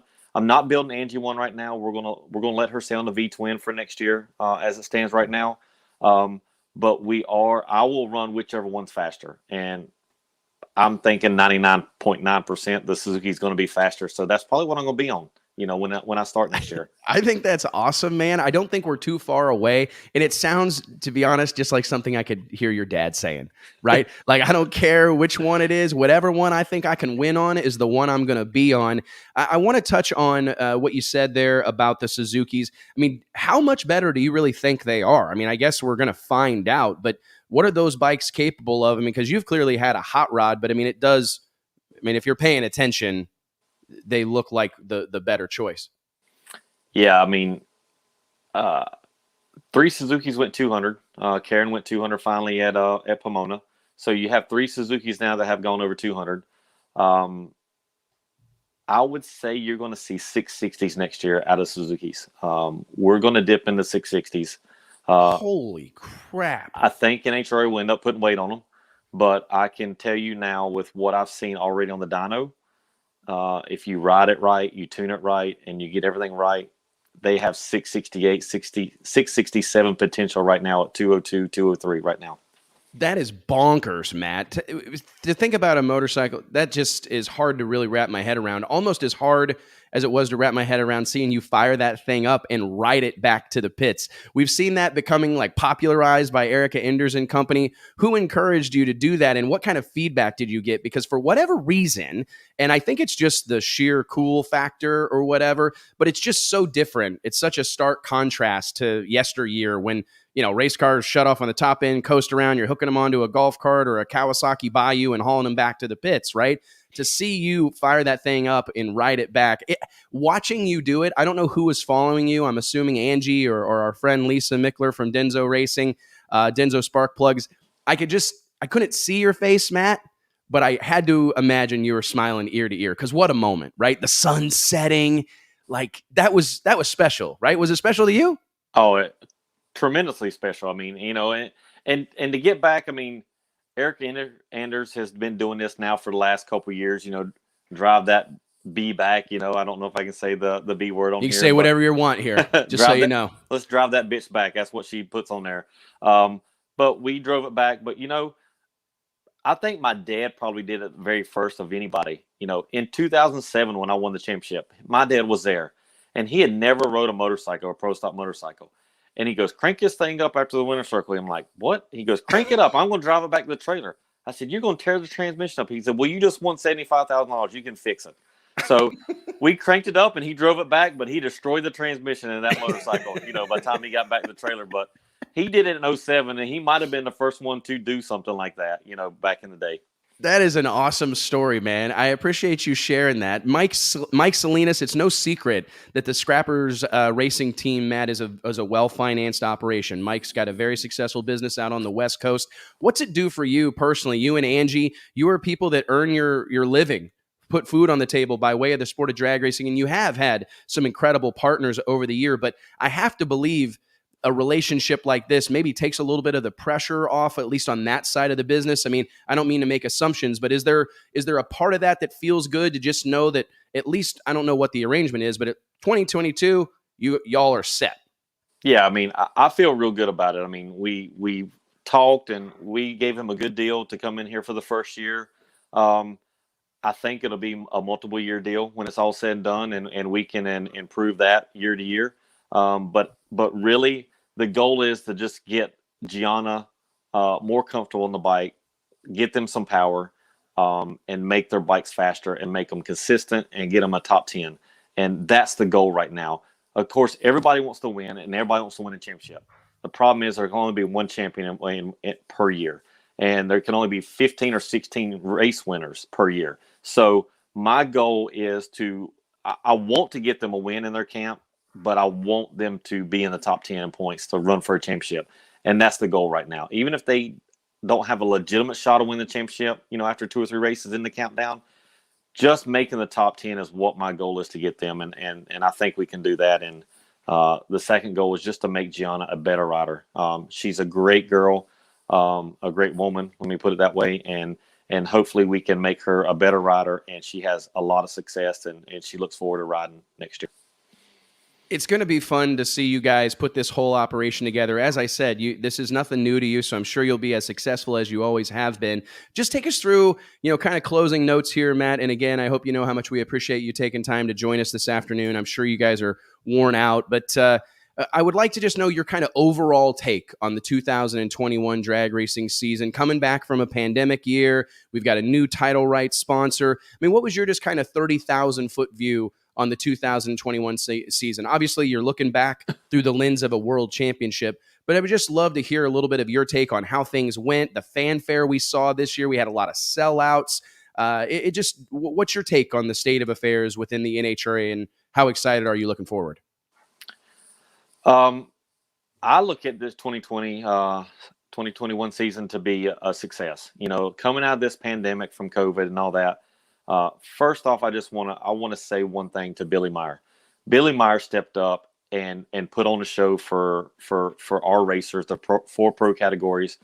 And man, I'll tell you what, to get the money for him that he got to give to us racers, everybody knows that the racers have taken a hit over the last 2 years. We still have taken a hit all year long. All right. We still are not getting the money that we should be getting paid by NHRA. The money needs to get back to pre-COVID. But Billy Meyer, the one race this year, got that back to the racers to give. We got the full money that we're supposed to get in before COVID and gave us more. So I wish more tracks would follow that suit, and we really got to get our racers back to making money, or we're just going to keep losing racers. So I think that's the biggest thing that needs to happen in 2022 is we've got to get the purses back up. The racers have got to get paid the money. We've taken hits for 2 years. Last year was a big hit. This year was a hit. Not as bad. NHRA is getting fans in the stands. They're packing some of these races. We need to get paid back like we should. But hopefully everything goes good and we get the purses back up and we can race next year like we need to. And, we raced every race this year. So I'm glad of it.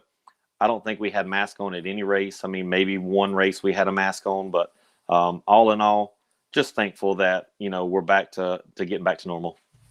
Well, thank you for that perspective. I was glad you brought up the Texas Stampede of Speed because that's honestly it was kind of a polarizing event, right? I mean, you had people that seemed to love it, all the extra stuff, and I'm one of those people that loved it. I understand that maybe there's room for improvement and not everything they tried worked, but I know being in the tower and seeing you guys down on that saddle fighting over those big checks, it was a cool moment in my opinion, and I think it drives home, hearing you talk about it so emphatically, actually, Matt, really drives home the message that, man, we've got to take care of these racers. I don't know that any of you guys expect to make $1 million racing pro stock motorcycle. We don't. But you got to stop the bleeding, right? You got to make it at least kind of make sense.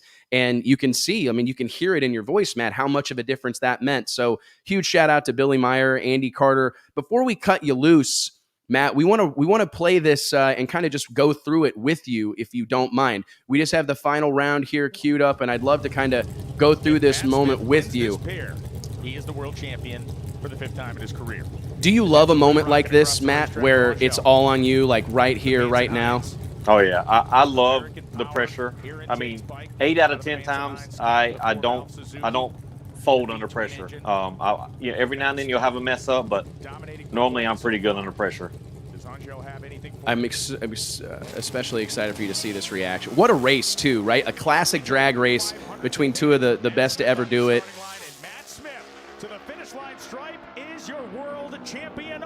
Look at this reaction from your crew. Yeah. What's that group of people mean to you? Maybe that woman right there in particular. Oh, it's awesome. I mean, I couldn't do this without Angie in the shop helping me build these motors and all that stuff. And she does so much in the shop that people don't know about. And, we're the only 2 people in this thing, working and taking care of all these bikes. So our crew guys, they fly in, they have normal jobs everywhere else, but it's just me and Angie in the shop. And I think we do a really good job in this shop for what we put out there on that racetrack to show the fans and show everybody how good we do. How about this trip into the sand, Matt? I think Matt just did that for extra emphasis. I was hoping you did. No, I did not. We actually had a brake pad that disintegrated as soon as I hit the brakes down there. The lead pad. He's waving. Yeah. You playing this? I know you did.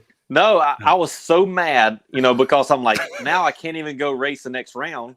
And then the cameraman's up there. I look up and he's waving his hands at me, and I'm like, so I'll wave back at him. Then I just put up the 5, and it's like, so I just happened to see him because he was waving his hands, and I burnt my feet there a little bit trying to get I saw you kind of, Alicia, my wife said, she goes, oh, he's got his boots off. He's got his shoes off. And I'm like, yeah, they're probably hot. Yeah, they were hot. And then I had rocks all in them. So I had to get them off to get up on the stage and get my feet cooled back down. But we come back. My crew did a phenomenal Nate Kendrick, Michael Ray, and Tommy McDonald. They all got that bike stripped apart.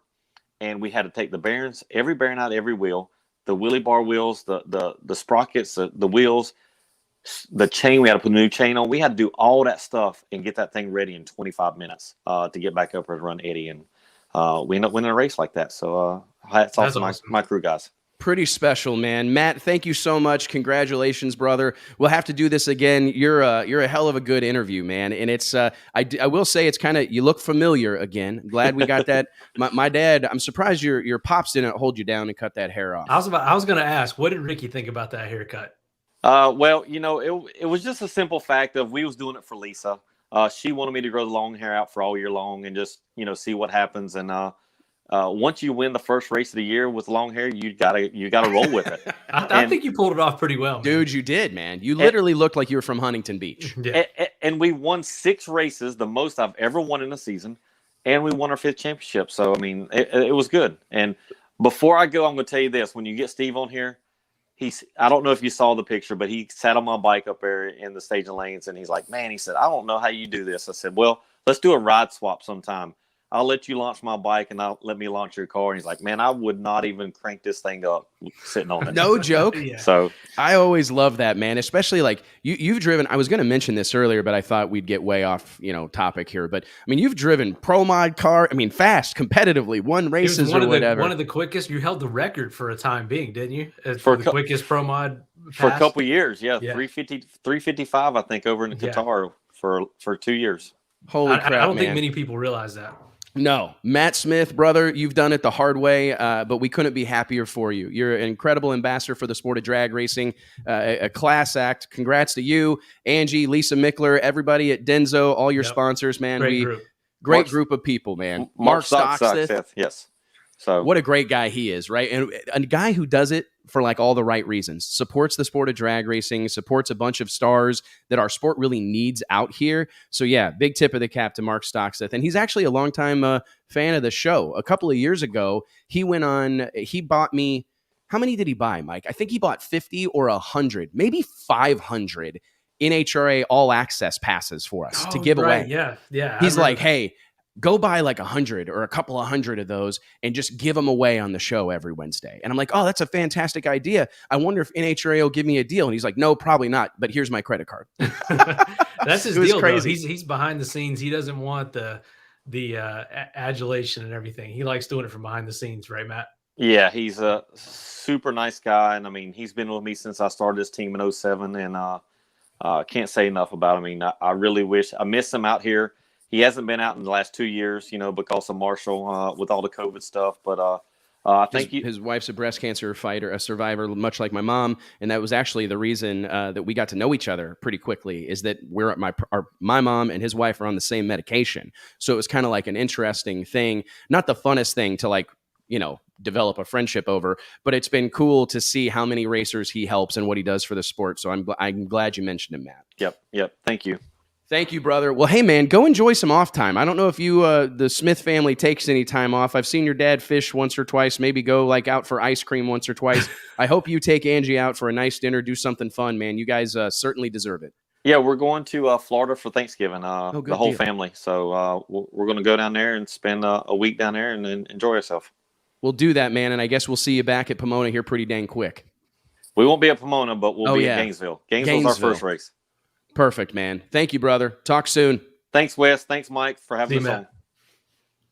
Dude, he really is a fantastic interview, awesome, man. And I think it's important to shine a light on him and talk, because it's just, I don't know, it just reminds me that there's so many stories in drag racing, but there's a whole bunch of them that go on in pro stock motorcycle racing that admittedly oftentimes don't really get the attention that they deserve. You know what I mean? He said that he hopes to achieve what his dad has, but he's a 5-time NHRA pro stock motorcycle world champion. I mean, Ricky is badass, but I think, like you said, Ricky's pretty proud of what he's done. Well, ladies and gentlemen, the time has come to go back to talking about four wheels and two doors. We will shortly be joined by the one and only Greg Anderson. Mike, I just want to dive into this whole situation a little bit. I don't know that we're maybe as appreciative to the drag racing gods as we should be. We saw our buddy, longtime friend of the show, friend of Drag Illustrated, Greg Anderson, make it 5, secured the 2021 NHRA Pro Stock World Championship with a dominating performance, mind you. Absolutely cleaned house out there in California. It came down to a semifinal round matchup with Erica Enders. longtime rivalry on the track. It's been a fun storyline to follow, a great narrative. I've argued that it has completely stolen the show the last few seasons. Well, I think it's rejuvenated Craig. I think you even admitted that. I think that, like you talked about on our show and in other outlets, that having the young guns that have infiltrated Pro Stock and Erica, which is a heated rivalry, but just the competition between them has rejuvenated him. And he had the most fun this year of any year. We're going to talk about that because I think it really is worth mentioning. I want to take everybody through, and I do believe we've got the clip so we can go through it with Greg here in just a little bit, but the door seemed ever so slightly opened there in that semifinal round matchup. Greg was a little uncharacteristically late, 072 against Erica. They're 22-21, but Greg made it 23-21. Erica shook early, drove through it. I thought that was actually pretty impressive. A lot of times you see those runs abandoned. That was a pretty impressive moment in itself. But she didn't have the red Camaro, didn't have enough to catch the soon-to-be crowned champion, Mike. Or probably had too much. They knew they had to load up to go after Greg. If you're not getting off the line on Greg this year, you're not getting him. So I'm sure I was going to touch on that a little bit. I mean, if you look at some of these stats, and again, I want to shout out Josh Hatchett and Brandon Mudd for compiling so much of this, but qualified number one, ladies and gentlemen, at 12 of 17 races. He had 5 wins this season, his 99th coming in Dallas, which allowed him to pass Warren Johnson to become Pro Stock's winningest driver. This is another interesting tidbit. He led the points all season long, and he was our only 2021 champion to do so. In all these other categories, Top Fuel, Funny Car, Pro Stock Bike, it was a dance all season long. Someone getting out front and someone snatching it away from him. Not at all the case with Greg Anderson, who led the championship points wire to wire, and start even to finish. From our race in Orlando before Gainesville, that he came out with the car to beat there as well. I mean, these guys, they've been on a roll all year. They have, and it does seem noteworthy what you just mentioned a few minutes ago, Mike. Greg having said earlier this year that he was having the most fun that he'd ever had. I mean, he's got his hands full. He said in that quote, I'm going to paraphrase here, and I hope I don't butcher it, but he's got his hands as full as they've ever been. He's busier perhaps than he's ever been at the racetrack, but he's having the most fun he's ever had. And I find that particularly interesting because we're talking about a guy, and brace yourself. If you're watching in on YouTube or Facebook, and I want to remind you guys, click like, click subscribe. Make sure you are helping us spread the gospel of drag racing by clicking that share button. It makes a huge difference for us, and I appreciate it. But brace yourself for this, ladies and gentlemen. This is a guy who in 2004 won 15 races. He won 15 of them. He had 76 round wins. It's arguably I think that was in the what was it, the GXP in 2004, or was it still in the Grand Dam? I think it was in the Grand Dam in 04. Yeah, the GXP came a little later than that. Yeah, the flamed up Grand Dam. That car dominated. Dude, that could be argued as the most dominant into my brain. The most dominant performance perhaps in NHRA drag racing history in all categories. So to hear him say that he's had as much fun this year as he ever has had, I think was a little bit special. And I do say, Greg Anderson, Pro Stock Mount Rushmore, winningest driver in NHRA Pro Stock history, 5-time NHRA Pro Stock champion. He's etched in stone on the side of a mountain, Mike. Do you agree? And his career before he ever got behind the wheel of one of these things. I mean, no doubt about it, man. To have that kind of a footprint, to have made that kind of a mark out here, we're going to have this debate. We don't have the time to do it right now, but I don't care who you are. Bob Glidden, I believe. I think gotta go on there. Bob Glidden on Let's there. Just do it. Warren Let's Johnson. Just do the Mount Rushmore right now. Okay, because we're going to piss off a whole bunch of people. But I guess we could go ahead. Well, I'm going to tell you. Well, it's easy. I think it's pretty straightforward. It's pretty easy, man. Bob Glidden, Warren Johnson, Greg Anderson, and I think that fourth spot is Lee Shepard. I don't think Lee Shepard goes. Erica Enders, Jeg Coughlin. What are we talking about? Jeg Coughlin Jr.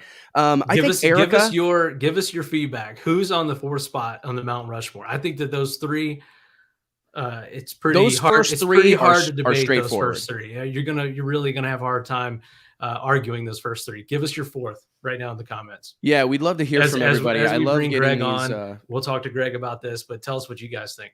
Because I love getting these conversations started. It feels like sometimes we're the only people in the sport that are willing to say these things because I guess maybe we're not afraid to get beat up at the racetrack next time, but it might happen one of these days. But I do think it's a fun conversation to have. Catch just a hook out of nowhere. Yeah. Over your pro stock. Oh, I mean, Bill Grumpy Jenkins. I mean, look at some of the commentary we're getting out here. No, I appreciate sure. Grumpy. Everybody. I said Grumpy when we were debating this internally. I had those three, and I had Grumpy. It's tough because I think Erica can make an argument just for the historical significance of being a woman and a class that very few women have had success in, if any, other than her. I mean, it's significant that next year Camry Caruso will be just the second full-time female on the Pro Stock Tour. So it's a fun conversation to have. And I tell you what, there's probably no better person to throw in the mix when we're having this conversation than the guy we're talking about himself.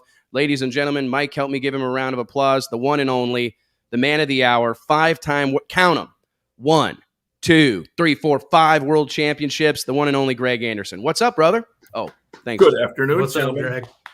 What's going on, man? I love the way all of our guests are starting to get badass backdrops. I mean, we're training folks up to have, you better have a studio, right? And drag racing now, you got to have a dyno room and you better have a freaking studio. What's going on, brother? Or have you, I guess you're back home out on the East Coast, Mooresville, North Carolina. What's the last couple days been like, my friend? Well, they've been pretty low key, to be honest with you. I'm still kind of smiling. My trucks are not back yet, so don't have much to work on just yet. But man, we're all happy. We're all relieved it's over. We're all happy. Life is good right now. I got to admit, it was a heck of a weekend, and we finished it off with a bang. And, could have gone either way for sure. And it went our way this time. So I'm thanking my lucky stars, no doubt about it. Had a little help from the big guy up above, but he shined on me this time. And here we are, 5-time world champions. So pretty cool. Been a long break for me, but it's good to be back. I was going to touch on that. Right, 11 years, right? I mean, that's unbelievable, the time stretch. I think most people would be surprised to hear that it's been that long. I had some heartbreak at that place, at Pomona. I love that place. It's a great place to race and so much history, and it's just a great vibe out there. But I've had some crushing finals out there in the past. I've lost championships by 3 points and 7 points, and just left my heart on the ground out there before. So it's been cruel to me, but it was certainly not cruel to me this weekend. It was it shined on me and showed me why I love the place so much. We've labored over this a little bit, Greg, and I'm sure you heard us talking about it a little bit in the green room. You've said time and time again this year that this was maybe the most fun you've ever had. And I'm just curious, what made it that way? I mean, it's obviously, you won the championship, you're winning races, you're qualifying number one. And I'm just from the outside looking in, I see Cody Anderson, your son, doing this with your son, doing this with the family, your wife losing her mind down there on the starting line when you're going through the finish lines traps. Is that part of it? Not to say that they haven't been a part of it for a long time, and I've seen Cody for a long time, but it just, when I saw the camera focus on them and I thought about, here's a guy that's had all the success in the world, but he's saying that he's having more fun than ever, I can't help but tie those two things together. Greg, is there any truth to that belief? Well, there's certainly a lot of truth. There's a lot of things that go into that what I said about having more fun. What started it for me was probably like last year, going through 2020 and honestly not knowing when and if we're going to race again. And, then my longtime sponsor Summit pulls way back and the financial end of it comes crashing down, and you're trying to figure out if you'll ever get a chance to get in a race car again. And then we start the season and we scrape by for a few events with different sponsors on the side of the car, different, great partners of ours, vendors of ours that offer to help out, but really we're on a shoestring. And then the big break came and Mr. Hendrick stepped in and jumped on the side of the car for the rest of the year. And, that right there, just to get a new life again, a new lease on racing and be able to keep going.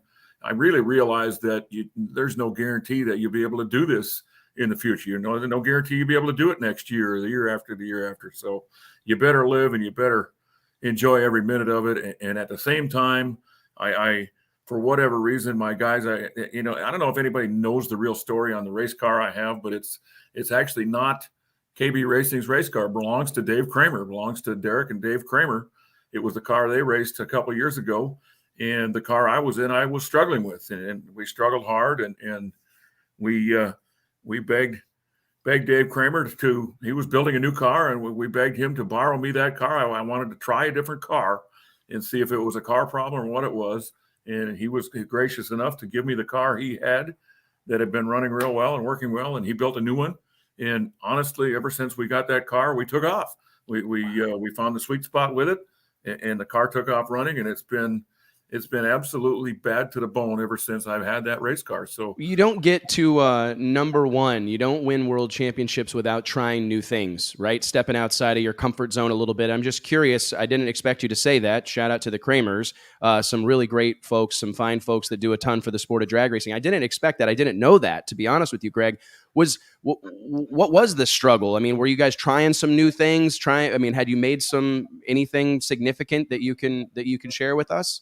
Not really. It's just for some reason I couldn't figure out the car that we'd been running, and I struggled and I just couldn't win. And we could make it run fast on occasion, but it just didn't like Sundays. It struggled with the racetrack on Sunday. As everybody knows, the racetracks are always a little bit different when you go up and follow behind the fuel cars, and you have to make changes, and you have to have a car that's got a big tuning window. And for whatever reason, that car just didn't seem to have a big tuning window, or else it was the way I drove. I have no earthly idea, but we tried. And I told my crew chief, Rob Downing, for a long time, I need to try a different car. And he kept saying, "No, I think the car's fine. We'll figure it out. We'll figure it out." And honestly, we stayed in it too long. We didn't make a move soon enough. But when we finally did, we took off, and I've got a car now that you've seen it all year. It's been mean right since the start of the season, and it's really not had a racetrack it didn't like, and it saved its best for last. It was by far the best it had even been all year at Pomona. There, it was just incredible at Pomona. So it was a blessing in disguise, and we probably waited too long to make a move, but once we did, we took off. Well, actually, I'm just going to kind of forego some of my scripted questions, whatever. What do you point to there? Because you've been heads and let's be honest. If we looked at all the championships that were decided this year, and you had to pick who deserved it based on the performance of the car, right? You guys have, like you said, you've had the baddest hot rod on the property since the onset. What do you point to there? I mean, Jason Lyon being home at the shop through the week, is that a difference maker? You mentioned Rob Downing, great guy, and a name that's not heard enough, in my opinion, out here. What do you point to be the difference maker to provide that performance in 2021? I'm going to say that's definitely helped. It's made it tough at the racetrack without Jason being there, because, with all our rental cars that we have, all the team cars and rental cars, Jason pretty much took care of all the EFI tuning on those. And all I had to do was worry about my own car. And then when he stepped back this year, then I had to take over all the rental cars as far as the tuning plus my own car. So it's made it very hectic at the racetrack for me this year. And there's been times where you just flat don't have enough time to do all of them.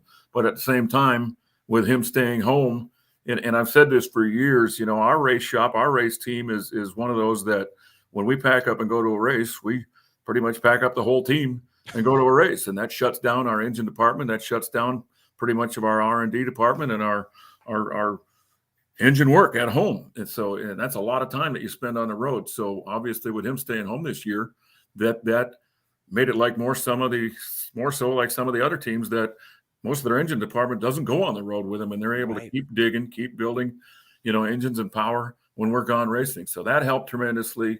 And, we brought on Dave Connolly a year or so ago to help out Rob Downing. And they together this year, without a doubt, have gelled and have been fantastic. They make the calls on every car that we have under my trailer. They're the three cars, Dallas Glenn's car and Kyle Koretsky's car and my car. The two of those guys make the calls on all three cars. And they've hit a rhythm. They've figured each of the three cars out, which car wants what. And they are all slightly different. But between the two of them, they've really gelled as a pair, and the two crew chiefs are at a high, operating at a high all year too. So we mentioned this briefly with Matt Smith, with the news breaking that he was going to be bringing Gianna Salinas under his umbrella there for 2022. I want to talk about this with you, and I'm getting off script here again. Talk about new driver development, right? What can you say? Dallas Glenn named NHRA Rookie of the Year. Absolutely deserved to win that title. I think Kyle Koretsky is an equally incredible story in 2021. I remember watching that young man do his first burnout down at Orlando, and I knew the moment, not to try to play expert, but you can tell coming out of the water, that thing like tickled the rev limiter, came back. I mean, throttle control, staged the car, just seemed to be completely in tune with what was going on around him. What do you make of that, Greg? Your involvement in that? I'm sure Jason Lyons had an involvement in that. Dave Connolly, Rob Downing. Do you guys just have a penchant for teaching people how to do this stuff? You know, it's kind of funny because Dallas basically needed no teaching. I guess he's been around. He's worked on the team for I don't know how many years now, 5-10 years, and he's learned every bit of the car. He can work on anything. He does everything here at the shop. He's a great kid. He doesn't stop working. He's got a great attitude. Never seen him mad. And I guess he's paid attention, and he bracket races all the time, so he knows. He's been in a lot of different cars, and he jumped in one of these like he'd been driving one for 10 years. So yes, we really had no need to teach him anything. And quite honestly, Kyle, we didn't have to do a whole lot there either. He had a lot of natural talent and driven a lot of cars too. So, I'd like to take the credit for the both of them. And quite honestly, I think the biggest credit I can take is staying out of their way. I didn't have to do a lot, and I didn't have to get in their way. And, it's like everybody's got their own kind of way that they like to do things. And Dallas certainly has a different way of driving. And he's pretty much showing everybody how you leave the starting line. So, I try to do some of the things he does. Doesn't work for me. And I'm sure if I try to teach him to do what I do, it wouldn't work for him. So you got to let these guys fly on their own, let them figure it out on their own. And as long as they figure it out, don't get in their way, and I've been fortunate with the both of them. I haven't had to interject too much. It's amazing, man. You won a title a week after Kyle Larson wins one in NASCAR, right? We got the Hendrix.com logo on the side of both of these hot rods. I would love to hear a little bit about your conversation with Mr. Hendrick. I mean, did you feel any pressure? Did you feel some additional pressure to double up for the guy? I mean, what a moment, right? And I think it did a service for the sport of drag racing just to have that happen and kind of be guilty by association, right, for our whole sport. Well, it was certainly the coolest thing ever for it to turn out like that. But, I watched Kyle. We were home that weekend, so I watched Kyle win his deal. And it was looking for quite a while there like it wasn't going to happen. And I was thinking, he's had the baddest car all year. He's been the best team all year, the baddest car all year. And it comes down to one last race like this, and he's going to lose the whole deal. What a shame. And then they bailed him out on that last pit stop, and they got the title. And then they had a big event over at the Hendrick headquarters on Thursday afternoon before I jumped on a plane for Pomona. And I went over for that. And it was a cool event. And, a lot of people around, a lot of TV cameras around, a lot of very important people around. Obviously, Kyle was there, and Mr. and Mrs. Hendrick were there, and all the head engine builders and all the engine builders they have over there. And most of the whole team was around. And they had a great inspirational send-off for me. They obviously congratulated Kyle, and they were still on cloud nine, but they had a great send-off for me. It was almost like attending a high school pep rally before you head to the football game. That's awesome. So, but he did absolutely tell me, I presented him a couple of trophies that we had won during the year. I gave him the 97th and 98th win trophies because those were the first two I got, together with him with the HendrickCars.com on the side of the car. So I gave him those two trophies, and he looked at me and said, this is quite an honor. But I want that big one from this weekend, and don't bother coming home without it. No pressure, but don't bother coming home without it. So, yeah, he certainly liked to add the pressure. He likes to win.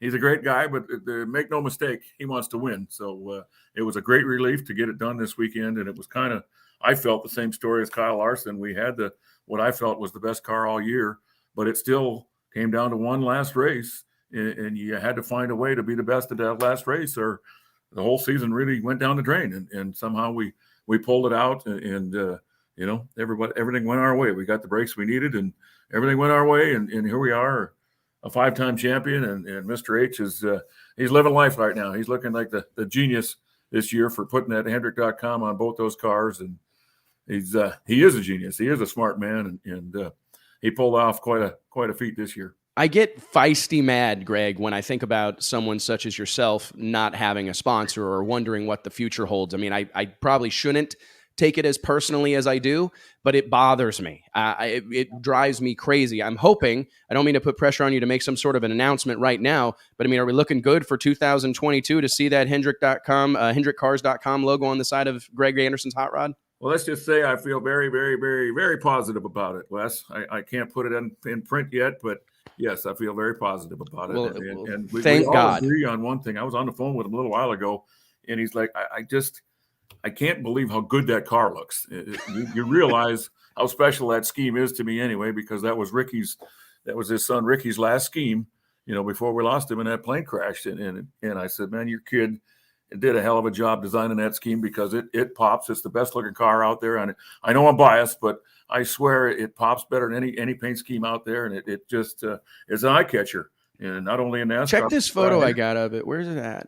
When it was going through, where's this at? JT, it doesn't fit with what we're talking about. But that shot of it with the chutes out, it is a good looking son of a bitch. It's a good looking ride, isn't it? Yeah, Yep. it's a good looking hot rod, man.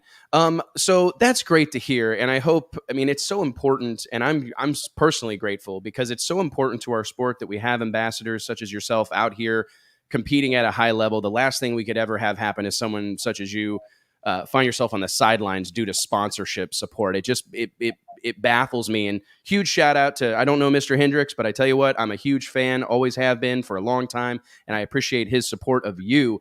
Looking out to 2022 and talking about the future a little bit, is it easy? How is it? Is it hard to stay motivated? For a guy like you, it doesn't seem like it really is. But you did talk about how Erica kind of relit that fire. Now does that fire burn bright trying to defend your crown? Are you looking forward to the opportunity to maybe not let 10, 11 years pass between sealing the deal? It's just the feeling you get when you finally achieve that. Man, it's the best drug in the world, Wes. There's nothing like it. And yes, it's been 10, 11 years. So I probably forgot. I forgot how great a feeling it is. Wow. And just what it means to win a world title like that. It's the coolest thing in the world, and it's why we do it. And one other benefit you get from it, this entire shop back here, including me, everybody will be wearing a smile all winter, and they'll absolutely be working harder than they ever have, because they're feeling good. They're happy. They're confident. They're excited about it. So it pays dividends, man. It's a steamrolling deal, and it'll make things better. And yes, she's got a lot to do with, the fire that burns inside of me. And I think that both her and I got to admit, we're probably feeling almost a little bit lucky and a little bit like we dodged the bullet. We dodged all these young guys this year, because I can think back a few months, and I know I thought it. I bet she probably did too, that either one of us could lose this deal to any one of these young cats. Name them. Aaron Stanfield looked so good, and still does. Dallas, obviously. Troy Jr., Dallas, Kyle, and the Magaha kid, Mason Magaha. And the list goes on and on. Any one of those kids could have won the world championship this year. So I think I'm thanking my lucky stars that it did just come down to myself and Erica, that we dodged that young train coming through. So that's one year we did. I don't know how many years we can hold them off, because they're incredible, but feels awful good to get it done and hold off the young guns and basically have it down to myself, come down to myself and Erica. I guess probably more than we could ask for. It's an incredible thing, and I feel lucky to have gotten to watch it. Unfortunately, we've got the clip right here, and I kind of want to go through this with you, if you don't mind. What a special moment. Really, Brian Lone said it well. If you care about pro stock drag racing, this is the moment we all live for, right? One round for all the marbles. You mentioned it earlier. Do you like these moments? Matt Smith told us he feels like he lives for the moments when it's all on him. Do you share that kind of feeling? Yes, I do. I've said it many times in the past. I don't want somebody else to have to do my work for me. I want to handle it myself. Either way, whether you lose or whether you win, you want it in your own hands, no doubt. Did you ever see her, Greg? I was scared to death to look over. Yeah. I never want to look before the finish line, because I just real quick. Let's pause it. Let's pause it real quick. I think I mentioned this earlier, but I think it's when you watch this and you look back at that sea of folks behind you, what do you think about?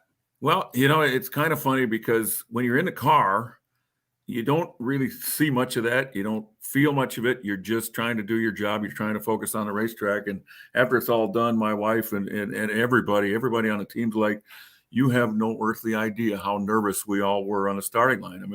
We're all ready to throw up basically on the starting line. And I'm like, well, I can tell you 100% it's much better on the inside of the car than the outside of the car because we don't necessarily feel all those nerves. I mean, look at Cody right here. Watch Yeah. this. I mean, here we go. I mean, he's all but dancing, Yeah. right? Incredible moment, man.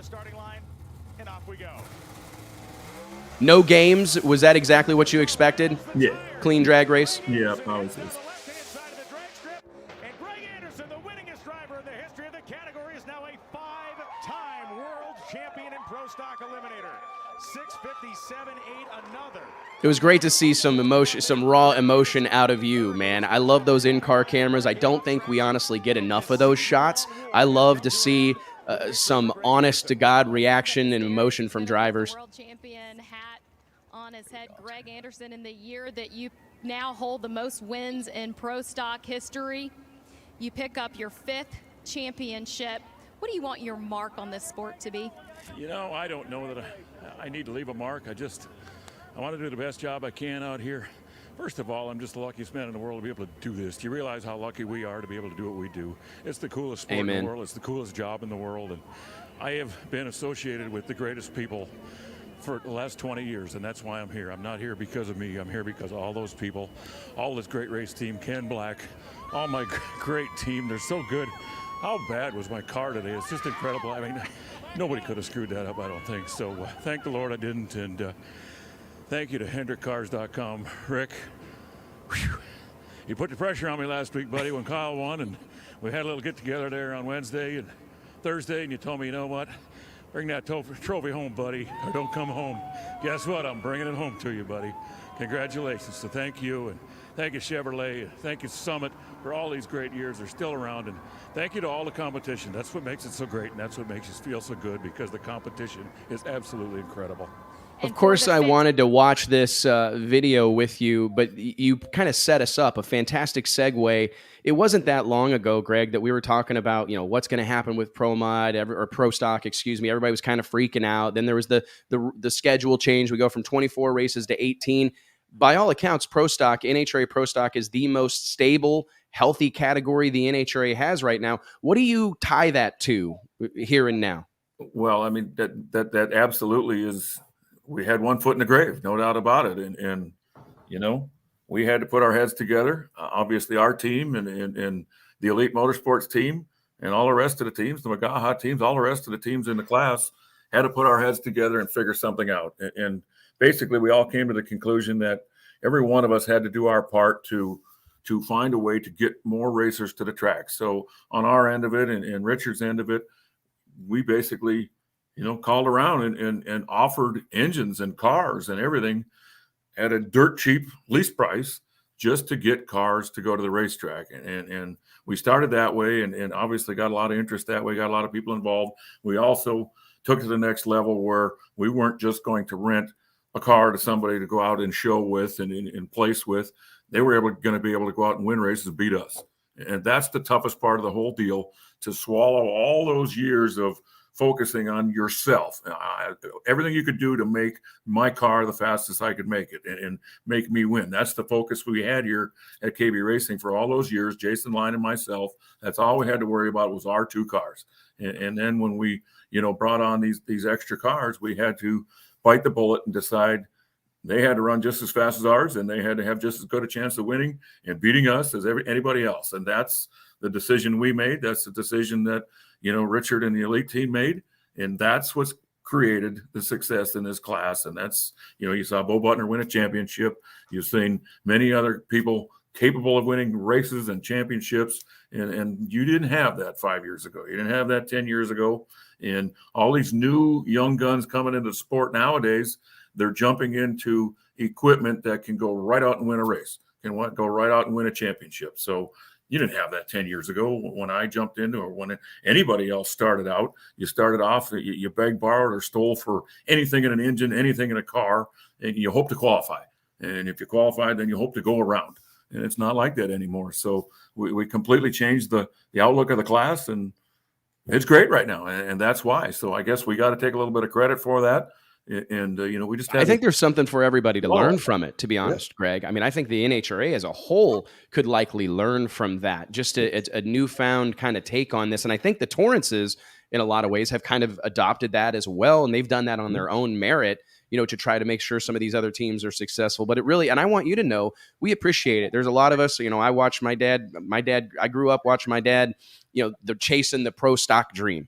Pro stock was basically, it was like church to us. I mean, it was all we thought about. It was a religion.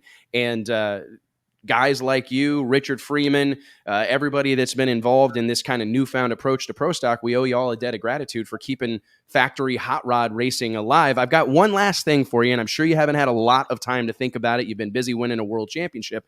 With all that we just explained, everything that's great that's happening in pro stock drag racing specifically, what's your take on NHRA's factory experimental class? I mean, do you think, is that a sign of things to come, or what is your kind of take on that new division? Well, honestly, Wes, they caught me a little off guard with that one. I didn't know anything about it. I had no idea it was coming. So I'm still trying to get my fingers around it, grasp it, and think about what it all means. Obviously, I don't want to do anything that hurts what we've created here in the pro stock class. It took a heck of an effort to get it where it's at. So I don't want to see that hurt, and I hope it doesn't hurt it going forward. But we'll see, I guess. I'm not sure what side of the fence to get on yet. I'm awful proud of what we've done as a group here in this class, and I hate to see, it go down the tubes. I hate to see that go to waste. So I don't think it will. I think we got a great thing going, and I think that there's room for more classes, and who knows, maybe we'll be a part of that someday. But I really haven't had that much time to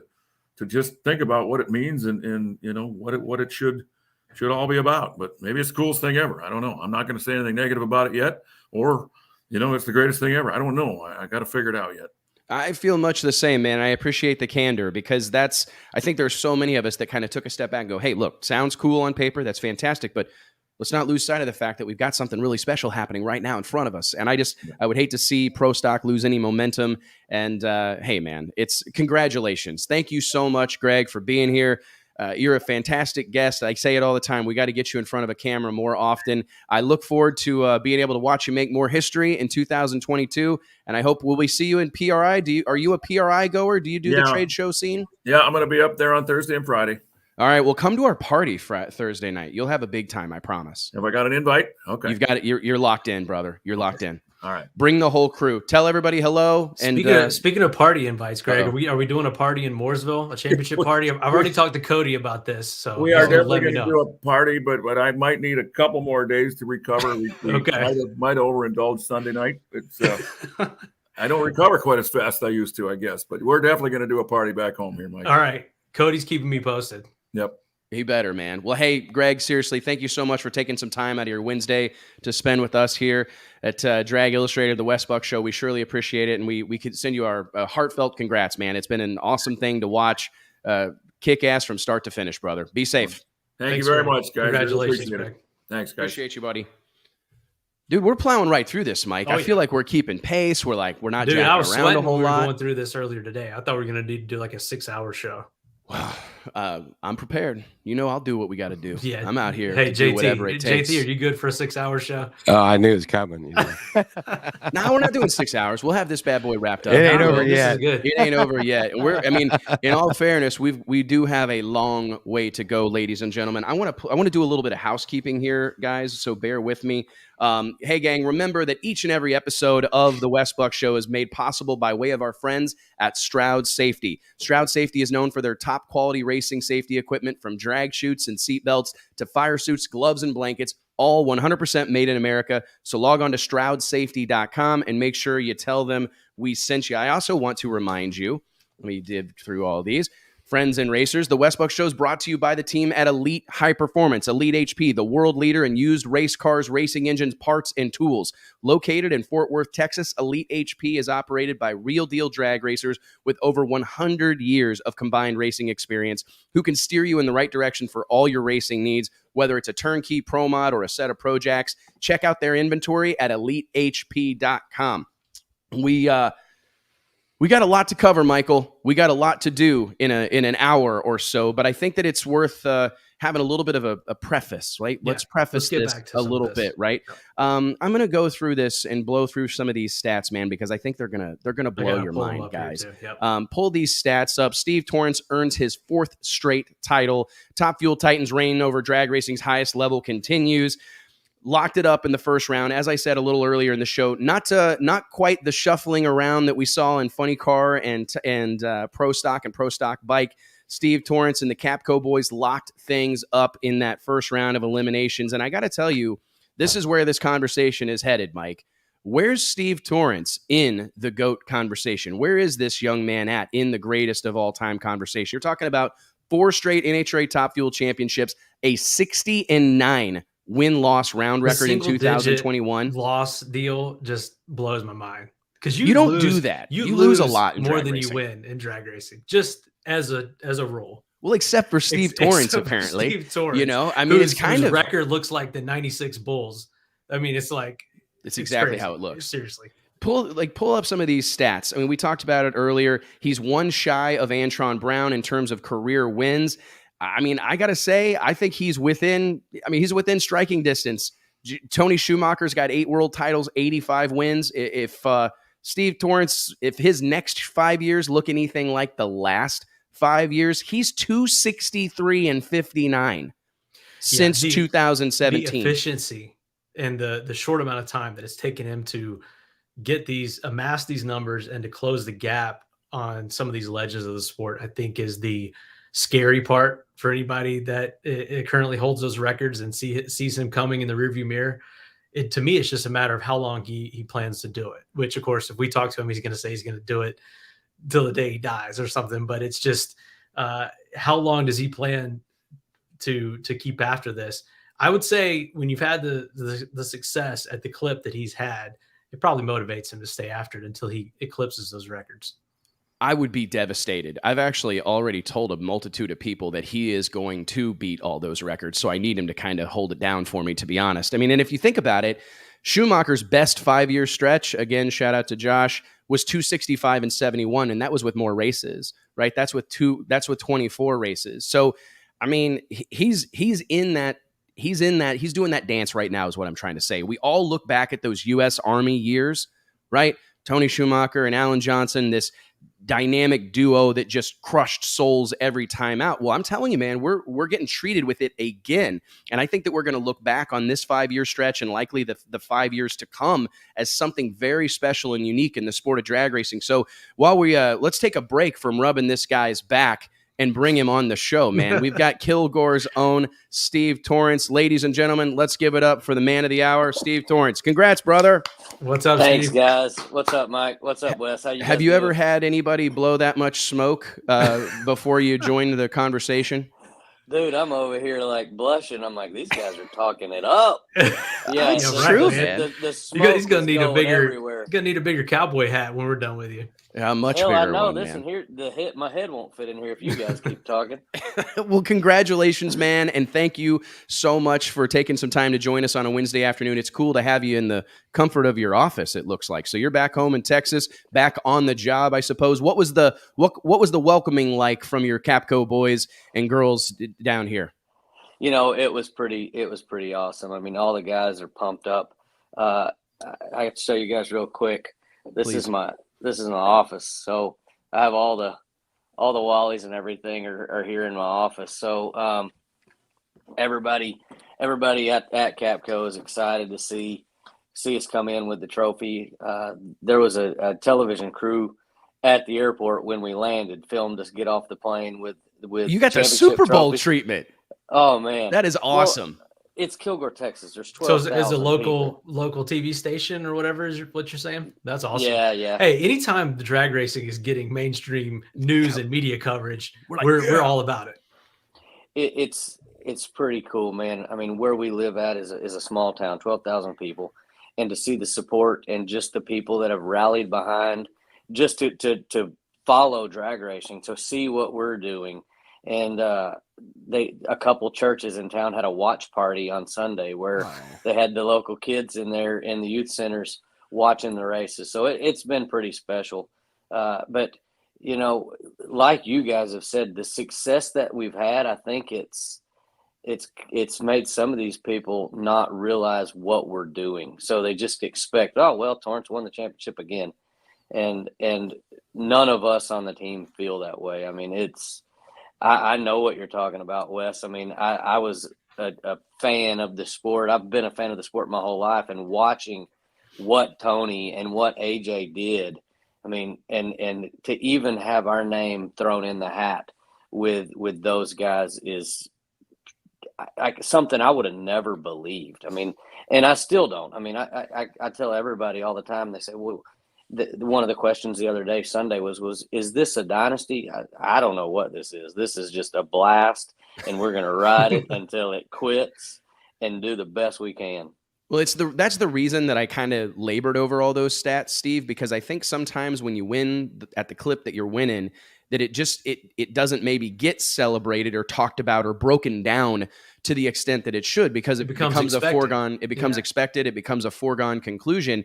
And when we started researching these things this morning, and you start thinking about, I mean, if we're talking stick and ball sports, Steve, you're an 870 batter since 2017. I mean, that's no shit, dude. I mean, that is a true stat. You're 60-9 overall this year, tied your career best performance. I mean, 263 and 59 since 2017. If you had to point to one thing, Steve, for that 5-year stretch, what has it been that's been the difference? You've obviously done a fantastic job behind the wheel, but kind of that aside, what do you point to, Steve? Every bit of it is the guys. Every bit of our success goes back to Bobby Lagana, to Richard Hogan, to Justin Crosland, each and every guy on the team, Gary Pritchett, Mike Giaffino, every one of them. Because, and I say this time and time again, I'm the guy that gets those stats. I'm the guy that gets those trophies and the recognition, but I'm not the guy that makes that happen. I have one job, and it's to drive that car the best I possibly can. Take off on time, drive it straight. If something happens, try to fix it. But, it just, somebody just said confidence, and that's what it does for me. The guys put that car together exactly the same every time. They give Richard and Bobby the exact same car. So when they go and make an adjustment and the car does it, it's because that was a calculated move. And when it doesn't, it's because something happened or we had something malfunction. And when you can pinpoint with accuracy what the car's going to do and predict it, that's where you get that consistency. And that's where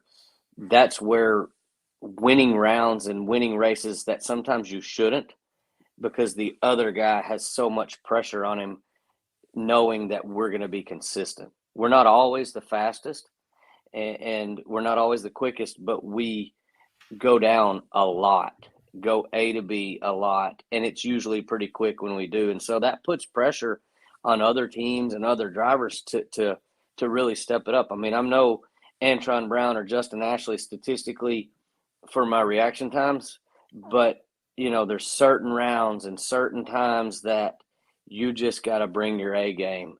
And I think that your driving style and characteristics change and mold as you get more experience and do more. And I used to think Tony Schumacher would be lax against this guy and on his game against this guy, and I didn't understand how he did it, but I've kind of found myself in that situation where you really bring it when you need to, and sometimes you don't push as hard, just trying to get to that next round. I think those are those championship intangibles, right? We hear people talk about that a lot, that it's not, maybe with a quarterback, it's not necessarily in the mechanics of their throwing motion. It's some sort of championship intangible that when it comes time to get something done or to make a play, they have the ability to do that. I'm curious, talking about them Capco boys, it's been a theme of the last 5 years, this run you're on. One of the big storylines headed out of 2021 into the offseason has been all these crew chief changes, right? And new teams being formed,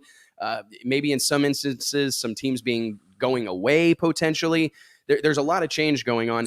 How hard is it to have kept this group of guys together? Bobby Lagana in that cover story that we just did, shout out to my guys at Drag Illustrated, incredible story, great cover, loved it. And I loved I told you this before it happened. I said, hey, man, you're not on the cover. Your team is. And it's by design. I didn't want to piss you off. I just wanted you to know that we're doing this on purpose because I wanted to shine a light on those guys. And one of the lines from the article that stuck out to me was from Bobby. And he said, there's a lot of guys on our team that could go run a program elsewhere. And that's what's unique about it, because they have forwent those opportunities to be a part of something special. I'm just curious, Steve, how hard has it been to keep that group of guys together for 8 or 9 years? And how hard is it going to be to keep them together moving forward? It's always difficult. I mean, just because you have personalities that are different and everything else. But I will tell you that Bobby and Dom and the culture and just the atmosphere that those guys create, people gravitate towards it. And the group of guys, they absolutely could. There's guys that can go tune a race car somewhere else today, and have had offers to do that. I know that from them, and they love where they're at, and I love where I'm at. And you see all teams that are successful, whether it's stick and ball sports or AJ's team or the NASCAR teams, when you have continuity with the guys. And they're able to spend time at the racetrack, as much time as we do, and then spend time together choosingly away from the racetrack and with each other's families. Yes, sir. That's when you have that bond. And I mean, I say a lot of dumb shit, but the Capco boys, that's just what came to my mind. And we've been labeled as that now, and that's what we are. But I mean, we stick together. I could roll in the bar and get in the fight with the biggest son of a buck there.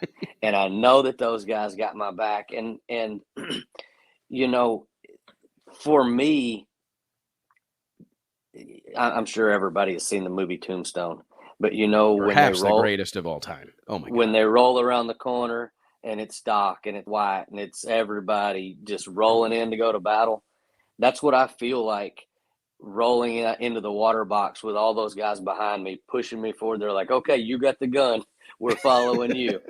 And it's a culture that Bobby and Dom have created. And so there's really no problem keeping them together. I mean, everybody's there because that's where they want to be. We got 2 guys that are leaving and they're going home. I mean, they're just they've been out here on the road. Probably one of them, I think, wants to start a family, and one of them's kind of halfway retiring. Going to be greatly missed and difficult to replace, but it's pretty spectacular to have everybody has stayed together since 2013. What does that say about the grind that this sport really is? It doesn't get talked about enough. I saw Angie Smith post something on Facebook this morning, and it was a harsh kind of reminder of the reality that exists in our sport. She posted like their Google Maps, 48-hour drive across the country or whatever. And you think about how hard this stuff is on these teams and how much time these guys spend away from their family. And it only makes everything you just said like even more significant, because it's not like we're just going out and having fun all the time, right? There's a lot of late nights, early mornings, breakfast, truck stop burritos, right? I mean, it can be glamorous. The bomb. At times, it can be pretty glamorous, but those moments are actually pretty few and far between. Well, nobody ever sees the backstory of the rock stars, and you know, I mean, that's what we are. We're live entertainment for 3 days, but you don't know the other 4 that go into that to make that happen. Yes, and the early mornings to get to the racetrack. We ran at 10 o'clock on Sunday morning. So what was that about? I was surprised by that. I think it was television. I think it was live TV and maybe a curfew there at Pomona, but 10 o'clock start, my guys get to the racetrack 4 hours before to start prepping. So they're there at 6, you know, given there's a time change and it's West Coast and not East Coast, it's okay. But still, you know, they've been on that time schedule for a while and they're used to it. Well, then you don't get out of there till 10, 11 o'clock at night. I mean, those are long days where those guys are putting it in. And you run 4 laps in a fuel car in one day under the stress of winning the championship, winning the race.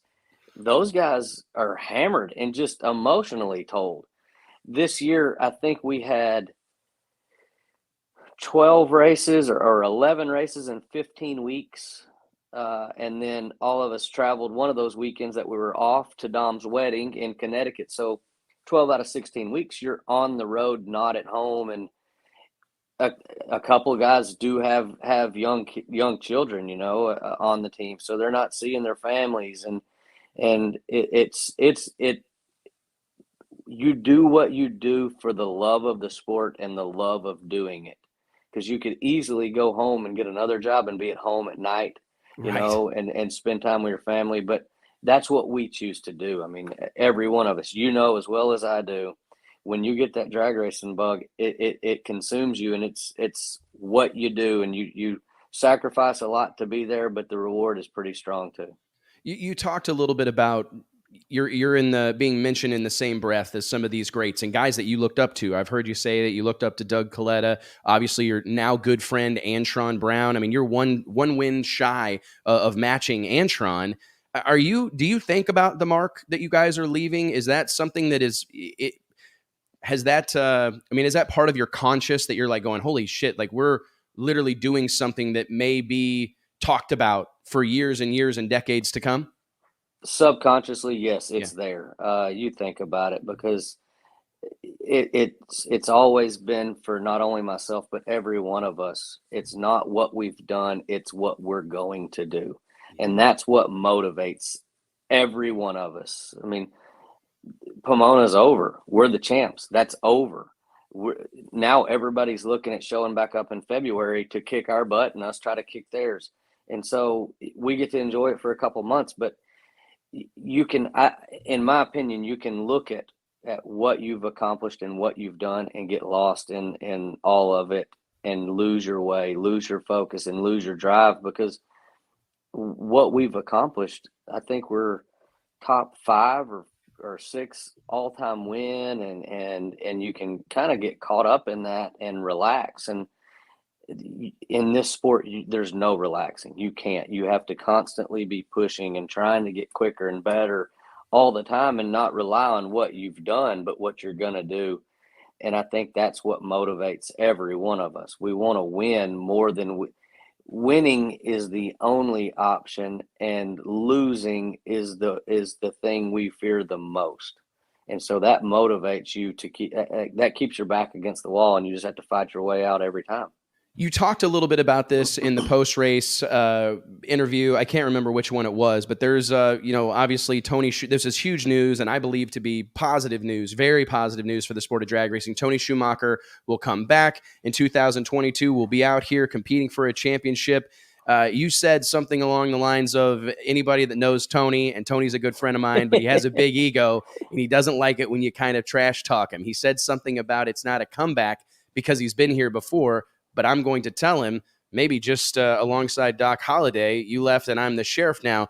I'm curious, are you excited about that? Or are we maybe staring down the barrel of like a new, because these things are fun, right? People can get all fired up and take things personally, but this is good for our sport, Lakers and the Celtics, right? I mean, these are important moments. Can you get a little bit excited about Tony Schumacher coming back and having someone to maybe try to slow you down? Man, 100%. I talk to Tony occasionally, half a dozen times a year, at least, away from the racetrack. And so I did that interview Sunday in the tower. So he had texted me Monday morning. He goes, "Congratulations, little bro." And so I called him. I said, I've already started talking shit, so you got to get on board. And so we laughed about it. I mean, Tony and I as far as a rivalry, man, I'm not even in the same boat as Tony Schumacher. 85 wins, 8 world championships. I mean, I'm halfway there. So, are you starting to see it though? I mean, because that's one of the things that we've been talking all morning is like, you talk about what's next. I mean, is that on your radar? Coming for that 85 wins, coming for that 8 titles? That definitely motivates you, because I mean, you always want to be the best. You want to do the most and more and more, but you can't ever expect to do what we've done. and you can't expect it to continue. You just got to continue. You just got to keep your head down and work hard. I mean, like Mike said earlier, if the next 5 years are like the first 5 years, I mean, we can do it, but you can't bet on that. I mean, this thing runs on nitromethane, and that ain't no I joke. mean, it may not even start. You know, I was so nervous first round racing Welch. I was like, man, anything can happen. Just don't screw up. Go do your job.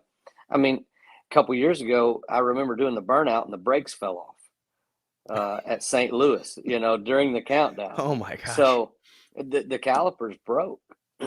So, or not the calipers, the rotors broke. Really? And so I do the burnout. I go to stop, and the handle just goes cook all the way to the back. And I'm like, something's wrong, not stopping. Had to idle all the way down the track and in a run, which it was a qualifying, but I mean, it very easily could have been first round in Pomona. Yeah.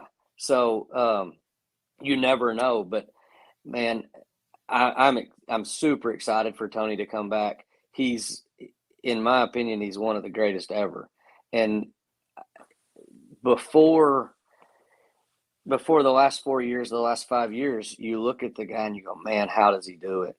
But going through what we've gone through, being in those extreme pressure situations, having to do this to win a championship, or having to do that, it conditions you, and it makes you be the machine, and it makes you calm those nerves, do your job, and go in there like it's first round of Pomona 1 or it's Pomona 2 for the championship, and there's no difference.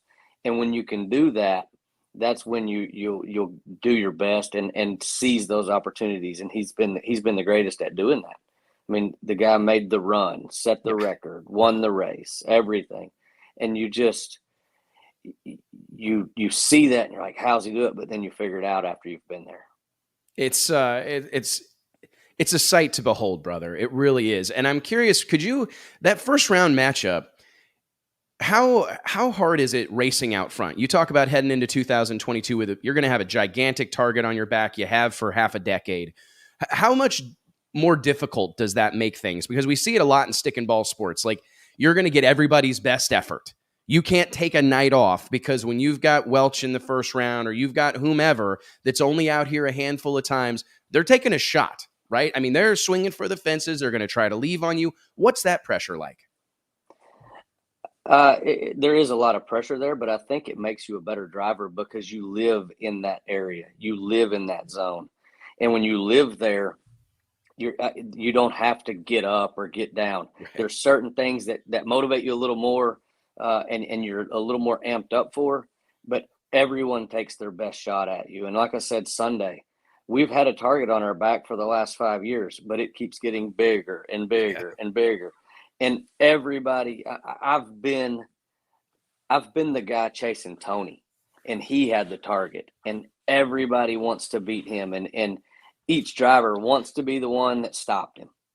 And now I'm on the other side of that, and everybody wants to stop us, and you got to fight for it, and you got to want it, because Justin Ashley, the kid's like lightning fast on the tree. Mike Green's got that thing on a laser beam hauling butt.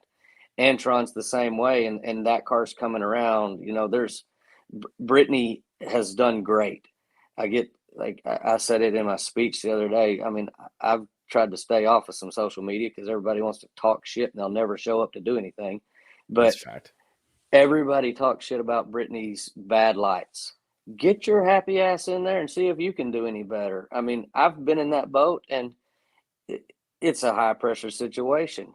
All you got to do is step on the gas pedal, and we know that when we get in there. But there's a lot of stuff happening, and that thing is doing everything to intimidate you because you're sitting in front of 11,000 horsepower, you know, and well, it's easy to talk about from the comfort of your grandma's basement or whatever behind your keyboard. In your underwear. But right. Everybody wants to drive a top fuel car until you put them in it and crank it. And then 99% of them are going to change. They want out. Yeah. They want Get me out of here. Yeah, this is a terrible idea. Well, they come up there and just look at it and go, yeah, no. Yeah, no. We see it all the time from like NASCAR drivers, Formula One, whatever. They don't want any part of this. I mean, one of my favorite things that's happened this year, I can't remember where it was, maybe Charlotte. They had Ken Block. This guy's got a bazillion followers on social media, and he's had, I don't know, however many hundreds of millions of views on YouTube. Joe Costello gets him down on the starting line and says something to the effect of, how long till we see you in one of these things? And he looks straight at the camera and is like, no, thanks. I mean, this is the guy that we see sliding sideways up Pikes Peak or whatever, falling off of mountains. He wants no part of nitro drag racing. And I thought it was a real feather in our cap. Like, I'm going, we need to be talking about this because here's one of the most visible, like, accomplished drivers that exists today. And he's saying, I want no part of this. And it just kind of made me stick my chest out for a minute. Like, don't forget that. All y'all drifting and hanging out in parking lots. This is a different deal over here, you know? Look at Mike Salinas. He's drifting at 250 on one wheel. It ain't no joke, man. It ain't no joke. But before we cut you loose, man, and I got two things for you. What's your take kind of on the potential dismantling and some of the changes that we're going to see this year? I mean, you think of all that Don Schumacher Racing's been responsible for. I mean, we've been talking ad nausea here about Tony Schumacher and all he's accomplished, but it doesn't stop there. Ron Capps, who we're going to be joined by here in a few minutes. Matt Hagan's success, introducing the world in a lot of ways to Leah Pruitt. Jack Beckman World Championship. I mean, Tommy Johnson Jr.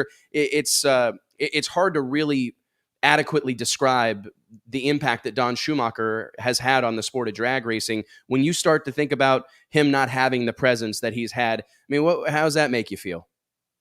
Well, you know, I mean, everything changes. And if you'll look back before that, things are kind of going back to the way they were before Don came in and made the mega teams, before Force got as big as he was, or he is now. You look back, Joe Gibbs Racing was the big deal. That was a funny car and a dragster. You know, that was the mega team with McDonald's back in the 90s. Yes, sir. And so I think that what we have done is come in as a one-car team, part-time with the second car, and shown people that you don't have to be that anymore and still be competitive. I think that to an extent, the mega teams were great for our sport.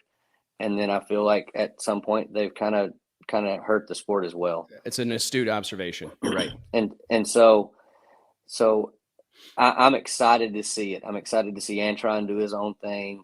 Tony Stewart's going to bring in a whole different audience to bring the NASCAR guys in. Cause you know, I know a lot of people that have gone to NASCAR races that have never been to a drag race, and I take them for the first time and they're hooked.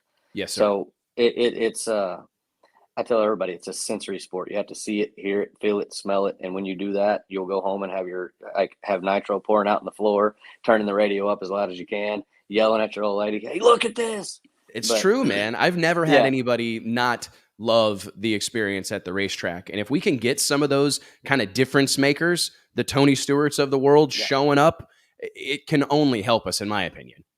Yeah, and I agree. So I think that though it's not a good thing that Don's not going to be as big as he is, I think it's going to be a better thing that we have more independent team owners, and not everybody's eggs are in one basket. You know, it'll diversify the competition, and maybe put the groundwork for somebody else to see it and say, hey, I can at least go run 10 or 12 races and be pretty competitive. I had a thought over the weekend. I thought, you know what? Maybe this will renew Don's enthusiasm. I mean, having to babysit me, let's be honest. Anybody who's ran a business knows that most of what you're doing is putting out fires. I tell people all the time that I'm a firefighter by trade. I'm not literally, but it's mainly just putting out fires, dealing with drama, whatever. And I always kind of gauge the success of our business by how much bad shit's happening. Because if bad shit's not happening, we're not making money. We're not working hard enough, right? I mean, you should be creating problems in some ways. I mean, because the more you're doing, the more that type of stuff happens. I wonder if a guy like Don everybody talks about it all the time. John Force's getting up there in years. Connie Coletta obviously advanced in age. Don Schumacher advanced in age. Maybe it will prolong his involvement in the sport a while if it's a little bit more of a manageable scene and it's not, a monster building and all these different people and personalities. Heck, maybe he'll be around a little longer than he would have been if it stayed that big. Yeah, and I agree. I think Don is an unbelievable businessman and has done well with Schumacher Electric and then also DSR. I mean, like you said, it was the powerhouse drag racing team. I mean, that was the drag racing factory over there of champions. They Yes, just sir. continued to churn out, and they set the bar. And I think you're right. I think that maybe somewhat he has lost a little bit of that love and passion for it. And I hope it does rejuvenate it some, because I enjoy Don. I've admittedly talked a bunch of trash to him and stirred him up a little bit, and he's done the same with me, but he's a great guy. And That's what competitors are supposed to do, you know? Yeah, great for the sport. Absolutely. Well, all right, closing notes. First and foremost, man, just thank you so much. I know you got a lot going on, a couple of days removed from a world championship, so to be here with us on a Wednesday afternoon means a lot to us. I know we're creeping up on the 5 o'clock hour. I just want you to know that there's a whole world of us. We actually signed a deal here earlier this week with Redline Oil. We brought Redline on as a sponsor of our show, a major sponsor of the Wes Buck Show and Drag Illustrated magazine. We're super excited about it. Mark Beatty, a longtime friend of mine, we've had a lot of conversations about you, Steve. And I want you to know that I'm challenging you not to apologize in 2022. You heard it here, all right? Not trying to put you on the spot, but you're a fantastic ambassador for the sport of drag racing. There's a whole lot of us that love you and hang on every word you say positively. You've done a tremendous thing for the sport of drag racing, and you need not apologize, my friend. You're an incredible ambassador. You're a family man. You're a second-generation racer. You're a great father, great husband. You got nothing to apologize for. We're so proud of you, and I just think that it's great to have someone such as yourself, a good-looking, clean-cut, well-spoken young man, be the champion for our sport. It's a great thing, and we're proud to have you. So quit acting like you're not, okay? Thank you very much. I mean Wes. it. I mean it. I appreciate that. I mean, because we need people like you leading the charge for us, and I got to tell you, we're very proud to have you as our champion, and I look forward to seeing you soon. Or any chance we're going to get you to PRI? Or do you come to PRI? Do you do the trade show scene? Man, I'm probably going to be holed up in some kind of hunting stand or my house in South Texas. I'm good, brother. Not going to make it. Well, hey, next time, if you do make it, let us know. We'd love to have you at Drag Illustrated After Hours, the biggest party in drag racing. It's a sight to behold in and of itself. You be careful. Stay out of trouble. Seriously, Steve, congratulations. We cannot wait to see what happens next, brother. Thank you very much, and I appreciate that. No problem, big dog. Dude, this might be like the best show we've ever done. Top 5, Mike, JT, let's bring you guys back on the screen for a minute so I can. Why don't you take me off the screen? No, I'm just joking. Everybody got to get tired of seeing my dumbass on here. You would think 24/7 I'm staring at a freaking computer screen. It's unbelievable, but I surely appreciate everybody being a part of it. What do you make of this, man? I mean, this is some of the behind the scenes conversations and real honest, heartfelt stuff that I just don't think we get to see anywhere else. I'm so proud of it, man. Yeah, and they need a stage to sit on, really, where they can be heard. I think so, dude. I really do. Mike, your take? Yeah, it's I like coming up with these stats and kind of digging into the stuff that's out there, then hearing their take on it. Some of the rivalry there with Torrence and Schumacher, and just giving these guys. I think some of the comments were seeing a different side of Steve. I'm still curious. You didn't ask him how long he plans to go with this. How long? I should have. It's probably a tough question. Tough question to ask somebody because everything changes year to year. It does. They're even experiencing some changes to the Capco team. We've kind of trumpeted their consistency and how they've kept that team together. And he said they're experiencing two guys moving on this year for various reasons. The Don Schumacher deal, the Tony Stewart deal. Things are always changing, and the team that can stay together, I think that's been a huge part for Steve's success. So we'll see more people, I think, try to go that route. I think even in the super team route, we've seen crews changing, just swapping entire crews on teams and just moving things around to keep them shaken up. But that was also a key for Tony Schumacher's run for so long. If you think about it, those six in a row, the Alan Johnson led years, the consistency means a lot in the pits of these continuity, man. I mean, there's so many moving parts on these race teams and race cars that if you can find some sort of harmonious thing, and it's funny, I remember this as a kid going racing with my dad. We'd have somebody come in to Buck Brothers, my dad's auto repair shop, and they'd want to They'd want to come, hey, I want to go racing with you guys. And typically that happened once, right? Yeah. Because once they came and saw how like this whole thing unfolds, it's not quite as much fun as it maybe looks like. By the time we got the awning up to go. Yeah, that's my point. I mean, by the time we got the awning up, most of the people, the volunteers, they were ready to like never ever come back. Like, you guys do this every weekend. This is miserable. The first time they screw up something critical or whatever, Well, that was my point. And everything is critical. Even the smallest stuff, you can't really trust someone that has never been there to do it. Because you almost don't want to disrupt the machine. The California Duster on the car or something. But don't you agree? You don't want to disrupt the machine. And I think that's what's so kind of important about this whole thing. And you see people try to lend a hand. A lot of times, man, you just need to get out of the way, right? These guys know what they're doing. They do it the same way every weekend. Let's not mess things up. You know what I'm saying? It's a cool thing. And there's probably something for everyone to learn from it. There's two things I take away. I read a book recently that was talking about how the stats, and I don't have these numbers in front of me, but the statistics show that the teams that high five each other the most have won like the last 15 NBA World Championships, NBA finals. Really? And they've done stats that show that human interaction and that kind of camaraderie and cheering people on. Steve Torrence talked about it. Not only do they race together, they hang out together. They break bread together. They spend time together away from the racetrack. And I think that sometimes we sleep on a little bit how significant that is and how much of a difference that can make to the success of a team. I was going to say something else, or even the class. We talk about the rivalry between Elite and KB all the time, right? And we heard him on here a little bit ago talking about what they had to do to bring the class back, and props to those guys. I mean, that's awesome. It really is amazing, to be honest. And I think we're going to see some of that as we see all these independent teams pop up in the Nitro ranks. I think we're going to see a little bit more of an open mind to that kind of approach, because a high tide lifts all boats, right? Well, I mean, and we need all these teams to kind of be representative, especially in this television age, right? Where we want the show to have some speed to it and to have a reasonable pace, to make sure that we're not oiling the track down, or we're not smoking cones every time, or we're not braking, or having the car not start in the water box. That mindset will pay dividends over time, maybe not immediately, but over the course of time, making sure there's more competitive cars out here, more successful teams across the board will only help our. However, to counter that, all of the teams that won, or all the drivers that won these 4 pro categories that we're covering today, are veterans, multi-time champions, and went into Pomona leading the points. Mm-hmm.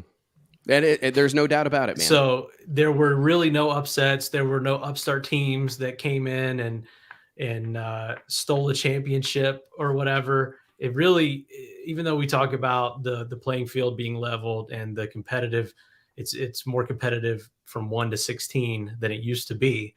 The cream still rises to the top.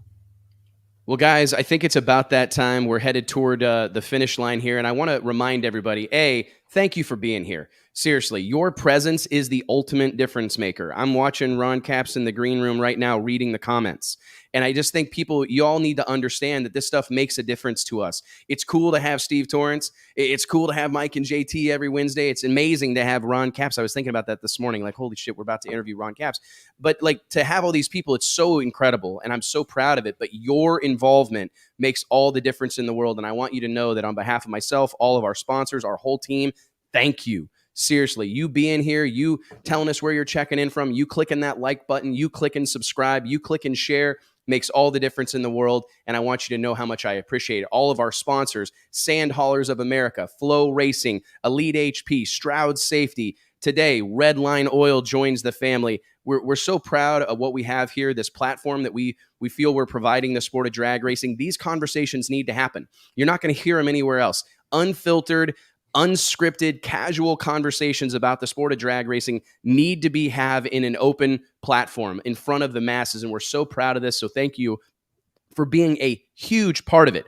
Mike, JT, Ron Capps, what can you say about this? We had him on the show last week and I was so proud. And I thought, man, I hope we're able to like pull it together and get him back. If this whole thing goes the way it's supposed to go and he ends up winning the championship, the notion of having him on both sides of it is really exciting to me personally.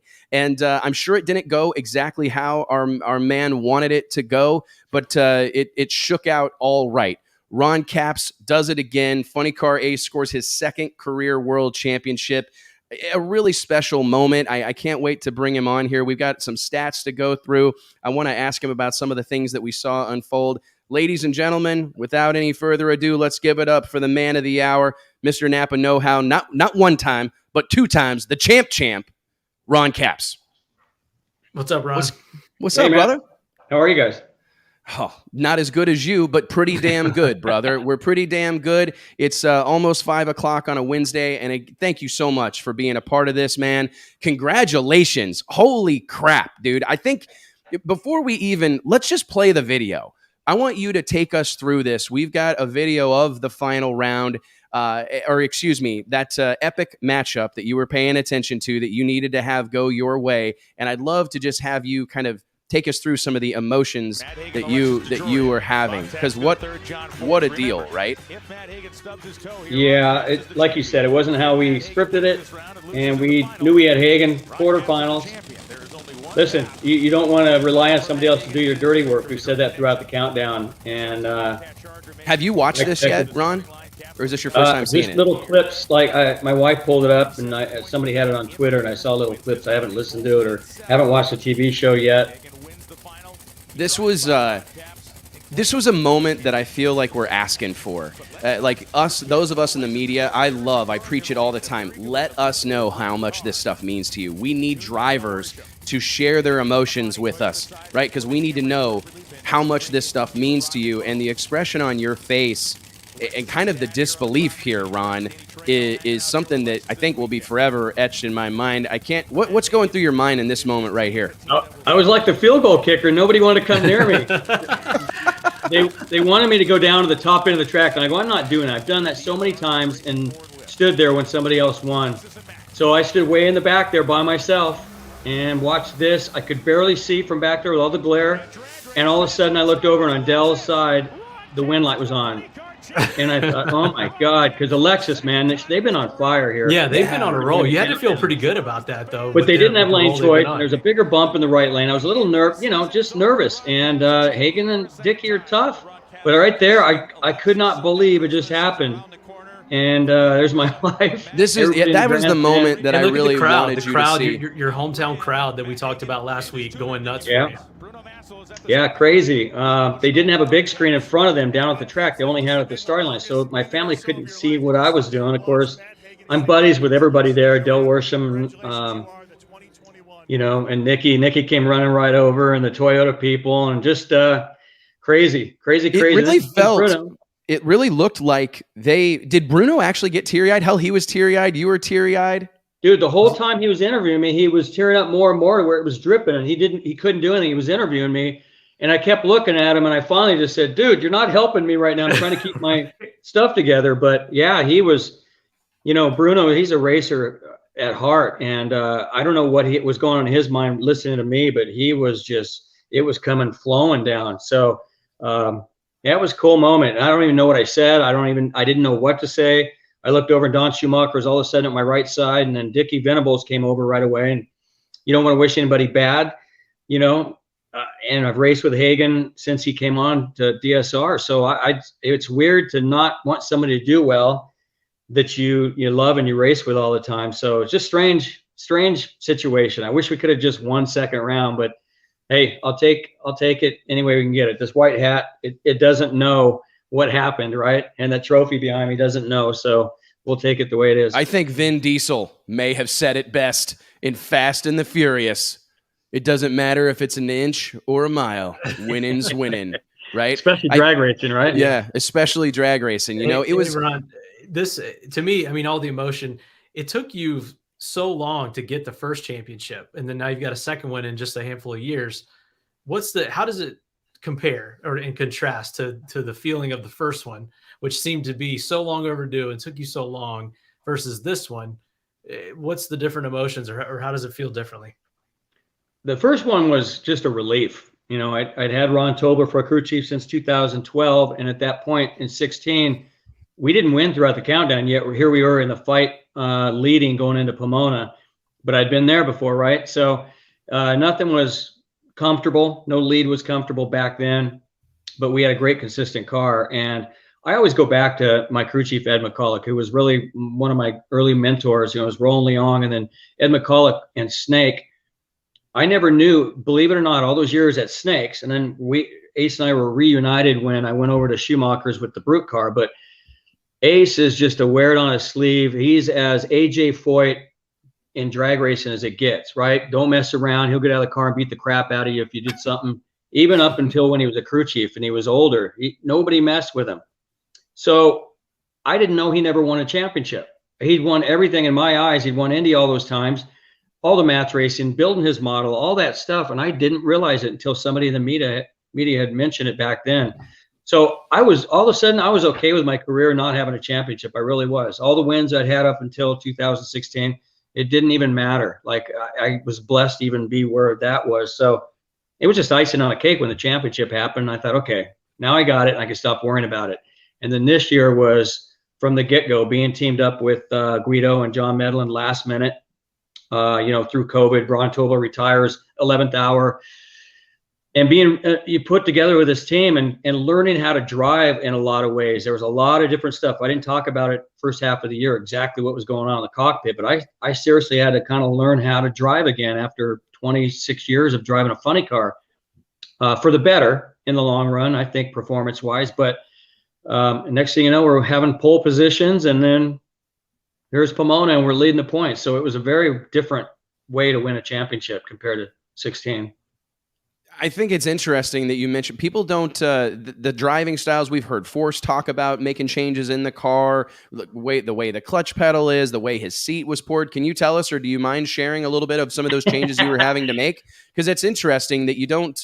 I mean, I think that so many people just see it from the outside looking in as a dude stomping the gas pedal and driving in a straight line, right? And so to hear, I mean, I think it's good for the fan base, to understand some of the nuances that are at play under that carbon fiber body. Yeah, and I've always kind of sauntered off and done other racing. Drove for Stoney Stewart, the Chili Bowl, in a sprint car, and got to do a lot of other cool stuff, the Prelude to the Dream. And my biggest passion, of course, is nostalgia racing. And it started with the Good Guys series into where the March Mate and stuff is. Drove Pluger's LA Hooker car and Dell's Blue Max car. I mean, really been really cool being able to do all that. But the Fuel Altered was the coolest win, and the March Mate in 20. But every time I go jump in one of those cars, they are so different. You forget how good we have it when we have a seat built around us and we have everything fit perfect to what we do, because we strap in, we got 13 straps holding us in, neck and arms and legs. And so when I jump into one of these nostalgia cars on any given weekend, everything's in different places, and it makes you really stop and think about things more than you ever do. And you take it for granted. When you get back in the big show car, you're like, oh, okay, you don't even think about it. So with that being said, I didn't realize how much that was going to prepare me for this year. We went from a pull brake, a hand brake, because if anybody doesn't know, in the funny cars and dragsters, it's a hand brake. You sort of sit up like a sprint car like this, upright, and you have a hand brake and you have a clutch and a gas, and that's pretty much it. So 26 years of never having a push brake. In other words, I've always had a hand brake where you pulled it, when most guys going back throughout careers have had that. All of a sudden now I've got to learn to push on it instead of pull on it. And then there's something else we do with our fuel system that's a little bit different. And it's whether it helps performance or not, it's just something that I was not used to doing staging, not pre-staging, but prior to staging. So that was a little bit different scenario. It took me a few races to get it, believe it or not. And still, it took the push brake a while. Any other driver that's had to do that, I always tell people, it's like swapping your gas pedal and your brake pedal in your family car, and just go out and go to the store and then see if you can pick that up right away. It's really weird. So I almost ran over a crew member in Gainesville.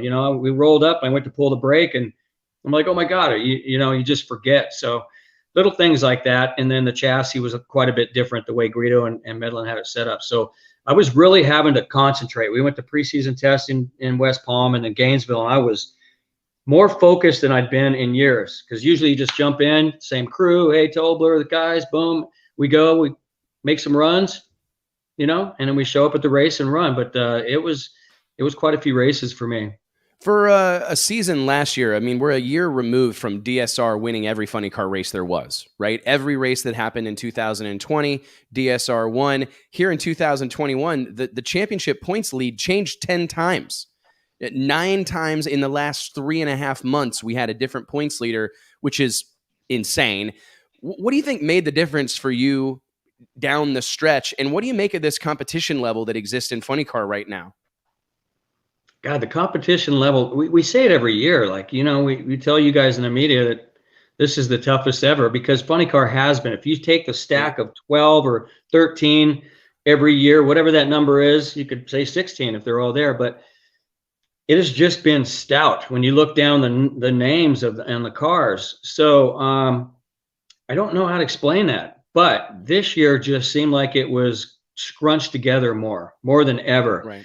So Tasca just dominated, right, with his Ford Mustang most of the year. I mean, just him and Zippy were running away from the rest of us. And everybody's running pretty good. They just happened to hit it right. And in the fuel world, nitro world, it's all about, Snake used to joke about this. Like, you hire a crew chief, you have one in, they come in with their briefcase and they've got their favorite fuel pump and their favorite clutch discs. And clutch discs are so huge to, once you get a batch that you like, boy, you better hope that you have a bunch of them, right? And enough that you can make as many runs as you can. And then you want to try to filter in another one to get used to that because you're going to run out of these good ones. And it's so important for these crew chiefs. So with that being said, I think they just hit their stride. And the rest of us were kind of finding our way a little bit. And then you had Force, who everybody kind of wrote off a little bit, winning. Wilkerson, who I had been really lucky these last few years to win some big matchups with him. All of a sudden, he whooped our ass. Indy final round. We're joking. We got wilked. Anytime somebody got just completely, you know, and didn't expect to get beat. We call it being wilked now, and we joke with Tim. He's one of my good friends. But that's how the category was all year long. And so, you know, J.R. Todd and Alexis, and you just start sprinkling all these other cars, and then Cruz Pedregon. There he is with JC and all those guys. We knew what they could do. And it took them a while to sort of get together. And it took a while, I think, for Cruz to get used to them. So, man, I don't even know how to explain it other than everybody just seemed to have their act together more so in that top 12. It feels like it was special. It was unique. What do you think made the difference for your Napa team headed toward the finish line here? What was the difference maker for your group, specifically being a new mix, right? How unique is that to find some sort of harmony late in the season when you need it most? Yeah, you know what? When I got together with these guys, Guido said, all right, you know, he went over. I was in California here, and he said, all right, when we got put together, we talked on the phone. He went over to Tobler's car, to my car, and he starts looking around. And he wanted to put everything in the new car, his car, like that. And I said, stop, leave your car alone. Because with Jack Beckman driving those last couple of years, I mean, that car was a contender for the championship in every race. Great car. I said, do not change a thing. I will adapt to what you got. Please don't touch anything in the car. We'll pour a seat, and I'll just go figure it out, right? I mean, I should be able to, right? I'm a professional. I'm driven enough. I should be able to do it. So I think that was the key. I think me getting used to them getting used to me, and it raised the bar for me. There was times that I got up and got hole shot wins, and I joked about it in the interviews. Like, I felt like I was possessed a little bit, and it wasn't really me in the car. And there I was watching what just happened. It was strange. So we sort of joke about Eric Medlin and the stickers on the back of the injector, and that's what I see every run. I look at that. I use that to aim. And there's something to be said about that spirituality that John Medlin has with Eric. And I think we just had things flowing, and we just sort of got going better and better. And I'd like to tell you it was all driver, but I believe they could have stuck anybody in that car, and it would have had probably the same results. But I always try to make sure my team around me has fun. I like to take care of them. I love to pat them on the butt when things aren't good and keep their spirits up. But these guys did the same to me a lot. And in crucial situations, I felt like maybe I was starting to nut up. And all of a sudden, these guys knew how to relax me. And that was cool. There were a couple moments there where it was big. And so it's fun now to look back. Like we all talked last week, right? When I was on the show, not knowing. And I said, look, Sunday night, I'm either going to be world champion or I'm not. I mean, you're going to wake up Sunday morning, you don't know which person you're going to be. You're going to be wearing a hat or you're not. And these guys, this crew really made it comfortable for me. It's Thank you for sharing that, because I don't think a lot of times we get some of that insight, because even the biggest heroes, even the biggest stars our sport's ever known need a leg up every once in a while, right? Need somebody to come to their rescue. And it's cool because we just finished a couple of weeks ago, we sent to press our annual crew chief issue, and it's called the crew chief issue, but it's really the crew issue. And it's where we try to highlight all these men and women that make drivers look good, right? That make all of this actually happen. And I don't know that our sport gets as much credit for being a team sport as it really should, because I mean, I like to believe that Ron Capps is a difference maker, so I'm going to continue that storyline, brother. But it's like, what do you say about these men and women? I mean, you got young guys on the team, you got some veterans on the team. You mentioned John Medlin. I mean, there's been some guys that have been around the block, but what do you make of that group right now? Do you feel like you've got something special that you're going to be able to maybe bring some of them with you into the future? Yeah, well, with that being said, Wes, we've talked about this. I grew up a crew member. That's what I did. It's what I worked on them. Yeah, I wanted to drive, but I had to figure out, am I ever going to get just a shot to get in a cockpit? And is an owner ever going to just throw a crew guy in there? You know, I grew up racing everything, but that didn't matter. So I didn't have a big check to bring. I didn't have all that. And I figured I really looked up to guys like Del Worsham that worked on them. And I really feel like those years of working on them and getting in the truck and driving down the road, when I started driving, I really focused, and I still do today with the biggest budget out there, or one of the biggest budgets. I still like to take care of the equipment. If I feel something weird, I'll get out of the throttle instead of bringing back a hunk of junk all blown up. You see some drivers that are in the gas and the thing's burning up. And so that's always been sort of, you know, something I've really paid attention to. And there's times where it probably cost us, you know, runs or good runs, or even race days where I'm like, oop, something's not good. This is going to get bad to worse. But that really helped me early on in my career. And I really believe it helped when Roger Prim hired me. Don Perdome started watching me in that car. And I really felt like that was a big thing. So where I'm going with this, that's why I think so much of these crew guys and girls out there. I know what it takes. I know when I leave, I'm going to go hop on a plane and I get to fly to California. They are going to tear down the awning, just like the circus, and they're going to pack everything up, and they're going to work till odd hours, you know, all night if they have to, load stuff up. And then they're going to get in these rigs and they're going to drive hour after hour until they're allowed to not drive anymore and park. But basically, these guys, it's nonstop. It's not NASCAR where you got special truck drivers and then the crew flies on a jet home. These guys and girls, man, that's where it happens. So I was there. And so some of my best friends out there, most of in the pit area are not drivers. They're crew members or crew chiefs. That's just the way that I've always been. So I think that I'd love to have the team I have right now and just continue what we're doing. And, you know, but I've been blessed to have really good crew people around me. And it's, this year was no different. Do you think that opportunity exists anymore, Ron? I hadn't really thought about that, because we hear about that a lot from the readers of the magazine, comments here, where it's like, to get a nitro ride in 2021, you better be attached to money. You better either have elite level wealth like in your family, or you better have a relationship with a sponsor that can bring some big budget to the table. Do you feel your path could be had in 2021? Is that opportunity exist for some young up-and-coming guy that's crewing on a car or servicing the clutch somewhere and maybe just has it? I mean, and there's two questions here. Does that possibility exist in this day and age for someone else? And secondly, how proud are you? Because you're one of those guys that didn't bring a big corporate sponsor. I mean, now you're attached to Napa at the hip, right? And it's amazing to have watched that whole thing develop the way that it has. But I mean, you should be very proud, because you're one of the few guys out here that are still like a hired gun driver, right? Yeah, I've never brought a sponsor since I became a professional, even before that. And so, yeah, I've been lucky, but I've worked my tail off on the part that I always felt like I was not good at, and that was speaking and then talking to sponsors and representing them. But I had to learn real quick. So since Don Perdome, really, when he saw something in me, because I didn't have money, I was driving Roger, and Roger Prim hired me, right? I was on a list. I was on a list of unbelievable names when I was driving the A fuel car, the Montana Express. And Terry Manzer was eventually my crew chief at Roger Prim's, but he would call me and say, man, the list is getting narrowed down and you're still on it. And he would name off Gary Beck and Gary Selzy and Rance McDaniel, and I mean, huge names, Del Worsham. of people that Roger Prim wanted to put in his top fuel car. And here I am, an A fuel driver. So, and the list got smaller and smaller, and I'll never forget it. It was New Year's Eve when I got a call from Roger Prim, and he said, you're the guy that we want to put in there. We want to take this, try to get sponsors, but you're the one. And I thought, I'm going to be a top fuel pilot, right? And then Don Perdone's telling me that, but I can't wait for this next step in my life to do that. What you just talked about is what drives me. And it's what I saw in Don Perdone.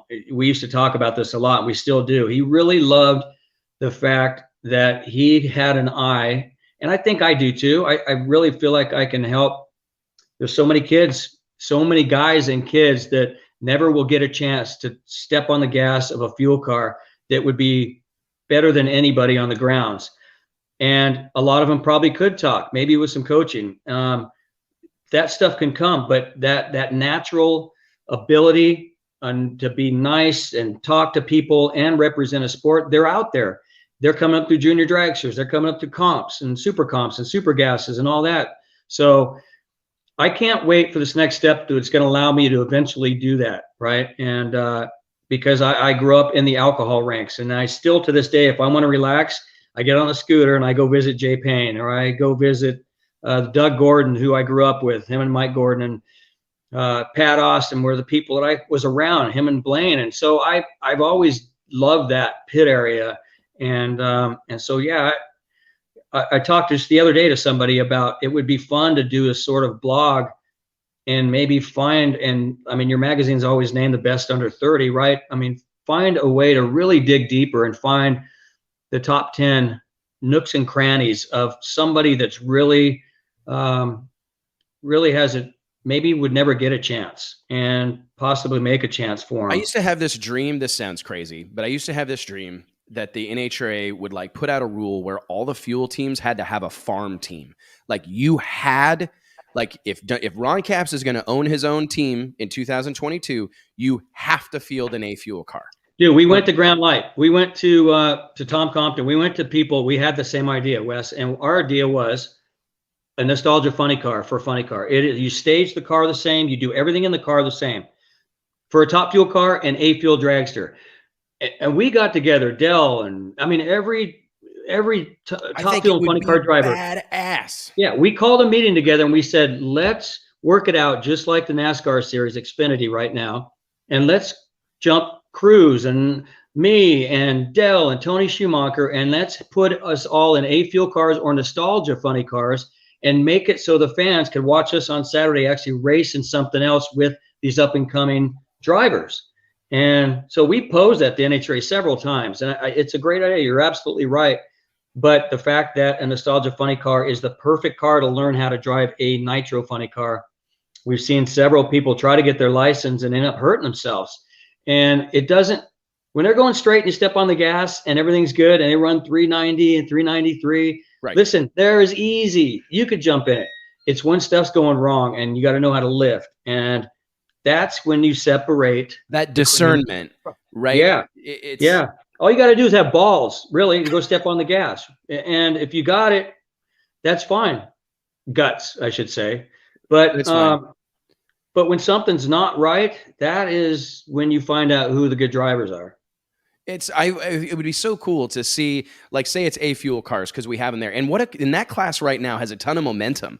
I mean, there's a lot of stars in the making there. There's a lot of, so we got Julia Natas, we got the Myers girls. I mean, Randy Meyer can seemingly put anyone in one of those cars and have considerable success. He's a Midwest guy. I want to jump in that car. I told him in the winter circle, I want to drive your car next year. I mean, I really want to drive that car. Anyway, I mean, I've got some great Randy Meyer stories, but wouldn't it be cool if, just for instance, the Napa pit area had your whole operation in the big tent and the hospitality stuff, but on the other side of your trailer, you had a Napa branded A fuel car, which was like your farm league car that Julian Natas was driving or Rachel Meyer was driving, and every team had to field one, because we were trying to develop our next generation of talent and put that onus on the race teams. Because one of the things that kind of crushes me, and we have a lot of these conversations internally, is that there's not really an organic pathway, for someone to work their way up the food chain in drag racing. You have to be able to come in with a big check, or be lucky, right? There's no way for a guy to go out. I mean, there is, don't get me wrong, and people such as you are proof that it's possible. But in this day and age, it's really difficult to have a chance to just be really good at something, to work hard, to put in your time and work your way up. And it feels like at some point along the way, as a sport, we're going to have to institute that type of program for self-preservation, if nothing else.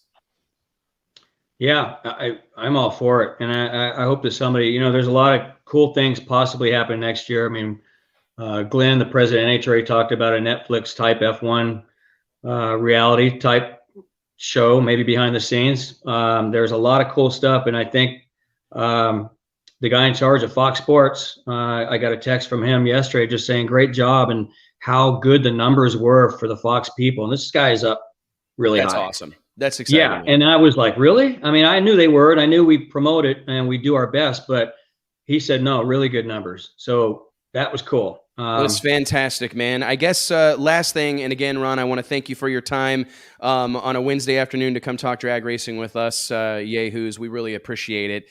You've already got, we know you've got some big news coming. You've got big announcements on the horizon. How much does this championship kind of catapult that news even further? Does it make some of your off-season work a little easier? Is with a big trophy behind you like you've got? Yeah, I think it has. Today has been bizarro in a good way. We thought we sort of had a lot of the puzzles in place, and then a bunch of these different things came at us, like big time, cool, other things that will be part of the whole operation. And I just thought we were going down one road, and all of a sudden I have these other two options that I'm not sure we would have had.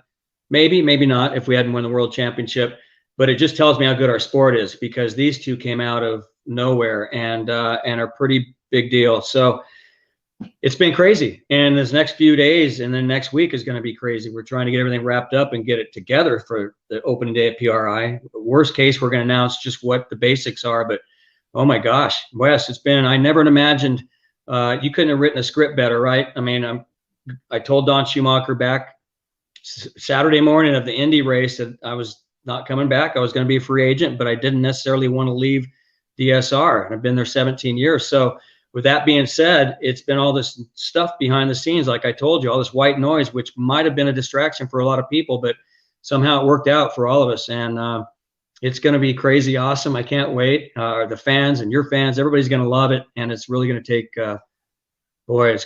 if it keeps going the next few days like this morning was, I can't wait. And I may have a chance to start looking for younger talent sooner than I expected. So it'll be fun. From your mouth to God's ears, brother. I really hope that's the case. We couldn't be happier for you. I said this to Steve Torrence a moment ago, but I'm going to echo those sentiments here. Excuse me. We're so lucky as a sport, Ron, to have an ambassador such as yourself out front. The people that are out front wearing those championship hats are important. And when it's guys like you, good-looking, well-spoken dude that can talk the talk and walk the walk, it's great for all of us. So thank you for that. Congratulations. We honestly cannot wait to see what's next. And now I know I don't got to ask that you're going to be at PRI. So I hope you'll join us Thursday night at the biggest party in drag racing, DI After Hours, powered by Titan Racing Engines. Man, we really would love to have you. Oh, I'm there. I finally get to make it. Lock it in, brother. Well, hey, Ron, thank you so much, dude. Congratulations. Thanks, man. See you guys. Talk to you soon, brother. Whoa, ladies and gentlemen, it is almost time to get the shoots out. We've been live for 3 hours, 5 minutes, 7 seconds. We've had a hell of a crowd today. Dare I say it? Hand to God, it's been a barn burner. I think we've absolutely delivered here today. I apologize. I haven't been paying attention to the comments the way that I typically do because we had so many guests. And this is what my notes, I'm writing stuff as we go. It's ridiculous. JT, Mike, what's going on, guys? What else do we got to do? Do we have anything left to cover, or is it time to get the shoots out? After hours, do it. Oh, is it time? We got to do it for a few minutes. We got to at least answer some questions. Play the video, T. Does it have music? I don't know if it has music. Hold on, I gotta get. Oh, wait. Hold on, I'm ready. Oh, he was about to beatbox. I was going to beatbox for y'all. Okay, I gotta take a drink of something. I'm out of water. I've been sipping an empty cup.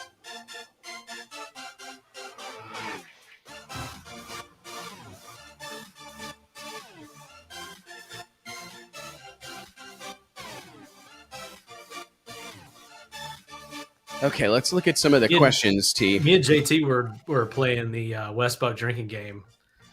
We were. We're not gonna be at work tomorrow. Oh, really? I'm ready for a drink, to be told. If we play this at PRI, we'll be on the ground. I'm genuinely excited for PRI. You guys? And I want to like not tell you what words we're drinking to, and you'll figure it out as we go, and you'll be like, son of a bitch, it'll be great. Trust me. What do you think about getting like some sort of practice tree set up? I know we can't bring our big practice tree; it's broke. But even if we brought like a little practice tree, do you think it'd be fun? If you bring that controller back, we might be able to get it fixed in time. But I'm bringing the controller back, so I'll bring it.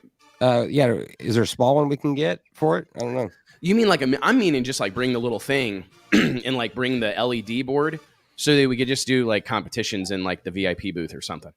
Yeah, be cool.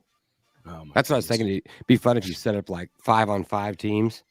Kind of like like Flippy Cup, and then if you win, like you get to give a shot to anybody on the other team. I don't think that's a horrible idea. And then if the other team wins, they can give a shot to you. It's like last man standing. But yeah, that could get a little hairy. Last man standing drinking game. I think this is going. We've talked about simulators in the past. A lot of stuff, and every time it comes down to, no, that deal's kind of a shit show. We'll just let everybody drink. We'll just go with that instead. Steve Gonzalez asks, so is Ron starting his own team? Yeah. He hasn't really announced his ultimate plans, but yeah, from what I understand, he's going to be he sounds stoked about it, which is great. I mean, that's uncharted waters and got to be nerve-wracking in a way, but to have the support, it's kind of like once you make that leap, now he's feeling the support from everyone and going to be able to do possibly more than he even expected. So guys like Ron, are just liking this idea. Yeah. See, I want in. Mark Carusso's Let's get a list on it. Oh, dude. How about, and I got to give a little bit of a personal shout out to Mark Caruso, man. Mark and I have been buddies for a long time, but like we've gotten really close here in the last couple of years. And I'm providing my own Tito's right now, Mark. And that means he owes you something. Expect that to be the case next week when I come over there. Mark really put together this deal with Titan Racing Engines. Titan will be supplying power to Camry, his daughter, in her foray into pro stock next year. It's a cool thing. They're on the come up. They're trying to be aggressive. They're trying to grow. And he pitched this idea to me about, what about having Titan sponsor the party? And I'm like, I don't know, man. Do you think that that's a reality? The next thing I know, we're having a meeting, myself, Eric Latino, Mark, and Chris Clark. And within a few days, it's a done deal, man. It's super appreciative, Mark and Chris and Eric and everybody at Titan, Camry. I'm genuinely excited about this deal to have an inside the industry partner. Right. Dodge has been a fantastic partner, and it's cool to have Drag Illustrated aligned with Dodge. And that was a great relationship. But I'm looking at this as going, these are our guys, man. These are like real deal hardcore racers. Yeah, man. We got other stuff cooking with Dodge right now. I'm excited. I mean, dude, I think Dodge is doing more in the sport of drag racing right now than anybody alive. Yeah, absolutely. Than any major. I mean, we just got to work back into these live event type deals and parties post COVID and everything. But yeah, looking forward to Titan. I'm looking forward to seeing what they got going on over there. You're going over there next week, right? Yeah. A lot of stuff going on here in Mooresville, here in the greater Charlotte race metroplex.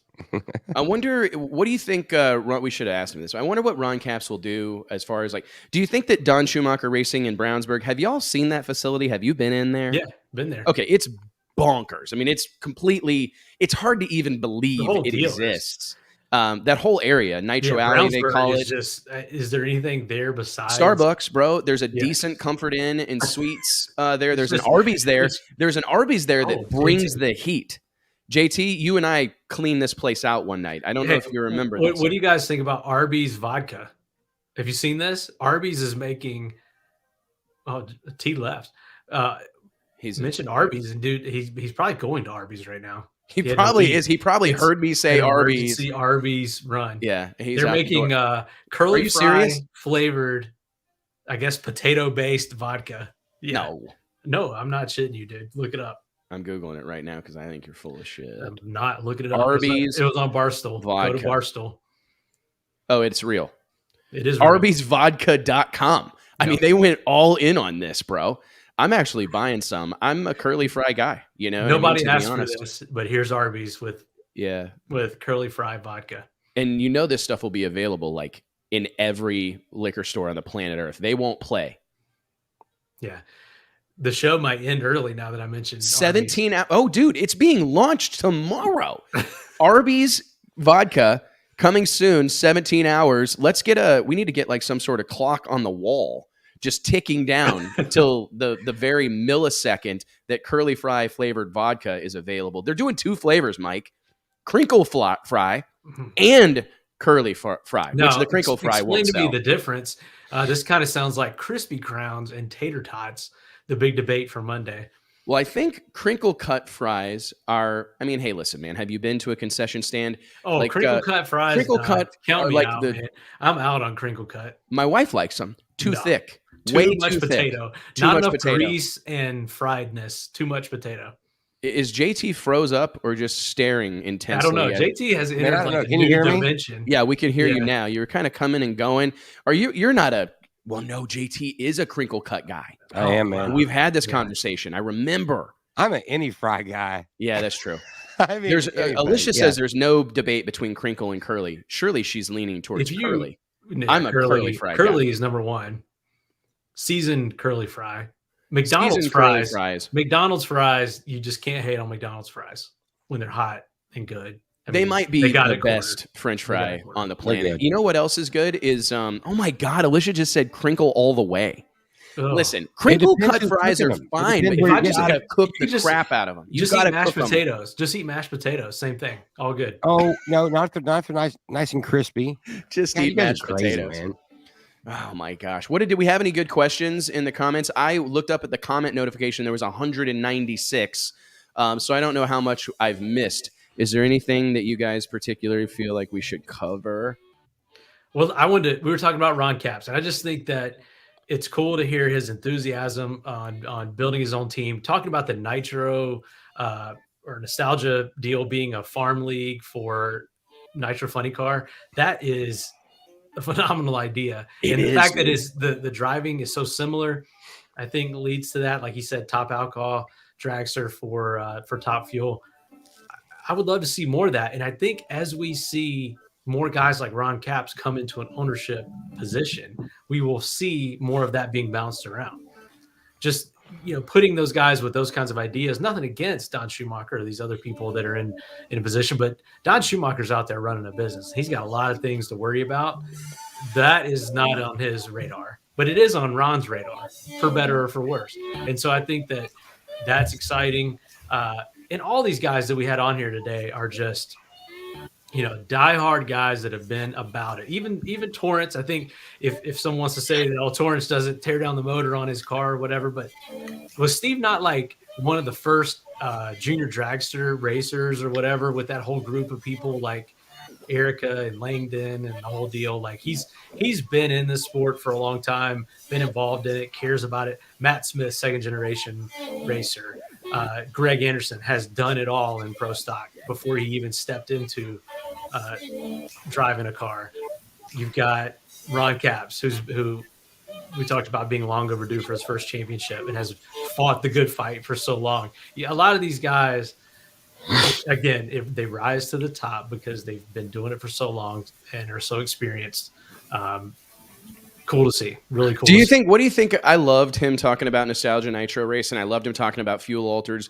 Those that know me closely know that, in fairness, Fuel Altereds may have been my first love in drag racing, even before Pro Mods. I've got a thing for the Nanook Fuel Altered, Rat Trap. All those cars just are stuck. They're a big part of my youth. I'm curious. What do you make of this? Billy Carroll. Shout out to Billy Carroll, watching along on YouTube and always giving us fantastic thoughts and feelings here. They should have a throwback weekend and run nostalgia bodies. I agree. Why doesn't that happen? I mean, don't they mandate it in NASCAR? Don't they make them run a throwback paint scheme? Like, I remember turning on TV, but not body. Yeah, I mean, I remember turning on TV one time and Jeff Gordon was wearing like a 70s, every weekend, every year in Darlington they have the throwback race. Yeah.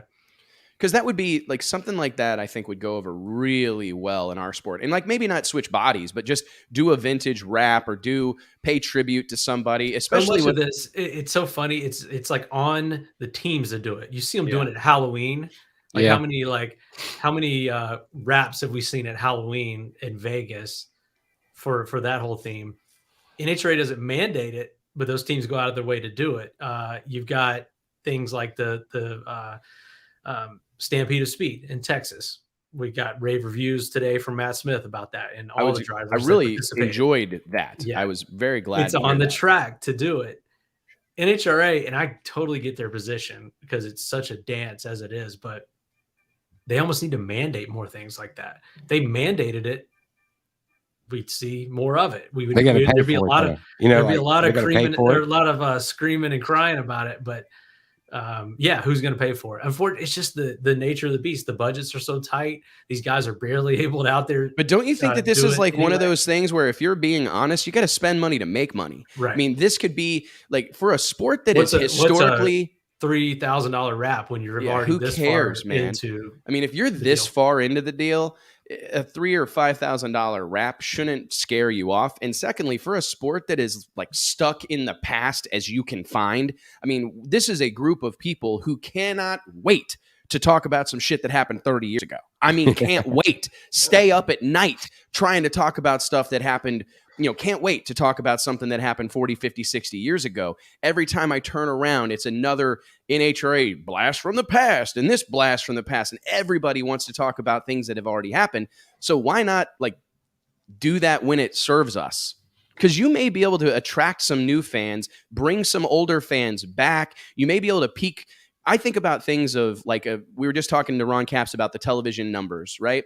Maybe somebody's thumbing through the channels that's a CEO or a C-level guy at some huge company, Nabisco, right? Jack Link's beef jerky, and they see a funny car that's wrapped, like Jungle Jim's car that they remember watching at Yorktown Dragway when they were a kid. And the next thing you know, the phone rings and we're sponsoring that company, Nabisco, Jack Link's beef jerky's sponsoring that car. I mean, I think that you have to think about, you may tug at some heartstrings. It brings some people back to the sport, pique the interest of some people that are, 50, 67 years old in decision-making, check writing positions go back in to their the life. 90s or 2000s. Yeah, what if you did like a Copenhagen car would be well received. Oakley car. Let's do a Scotty Cannon throwback theme or do a WWF car. I mean, we've had some cool sponsors in the sport.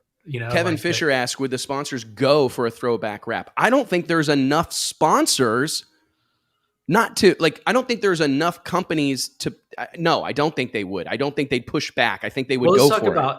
Let's talk about something cool that we saw. I see a comment about it up here. How about the Supra body? Oh yeah, I got pictures. Toyota Supra body. I got pictures. 2 seconds. I gotta admit, I actually had a beat on this months ago because. Thanks for sharing. Yeah, the company here based out of Charlotte that I work with a lot. Have you seen this, T? Doing graphics and wraps actually did this, and I saw pictures of this, and I was under a complete NDA on this, but I was like, that is sick. It looks awesome. I think it looks phenomenal, to be honest with you guys. I'm actually going to bring it back up here. Can I do it like this? No, that didn't work.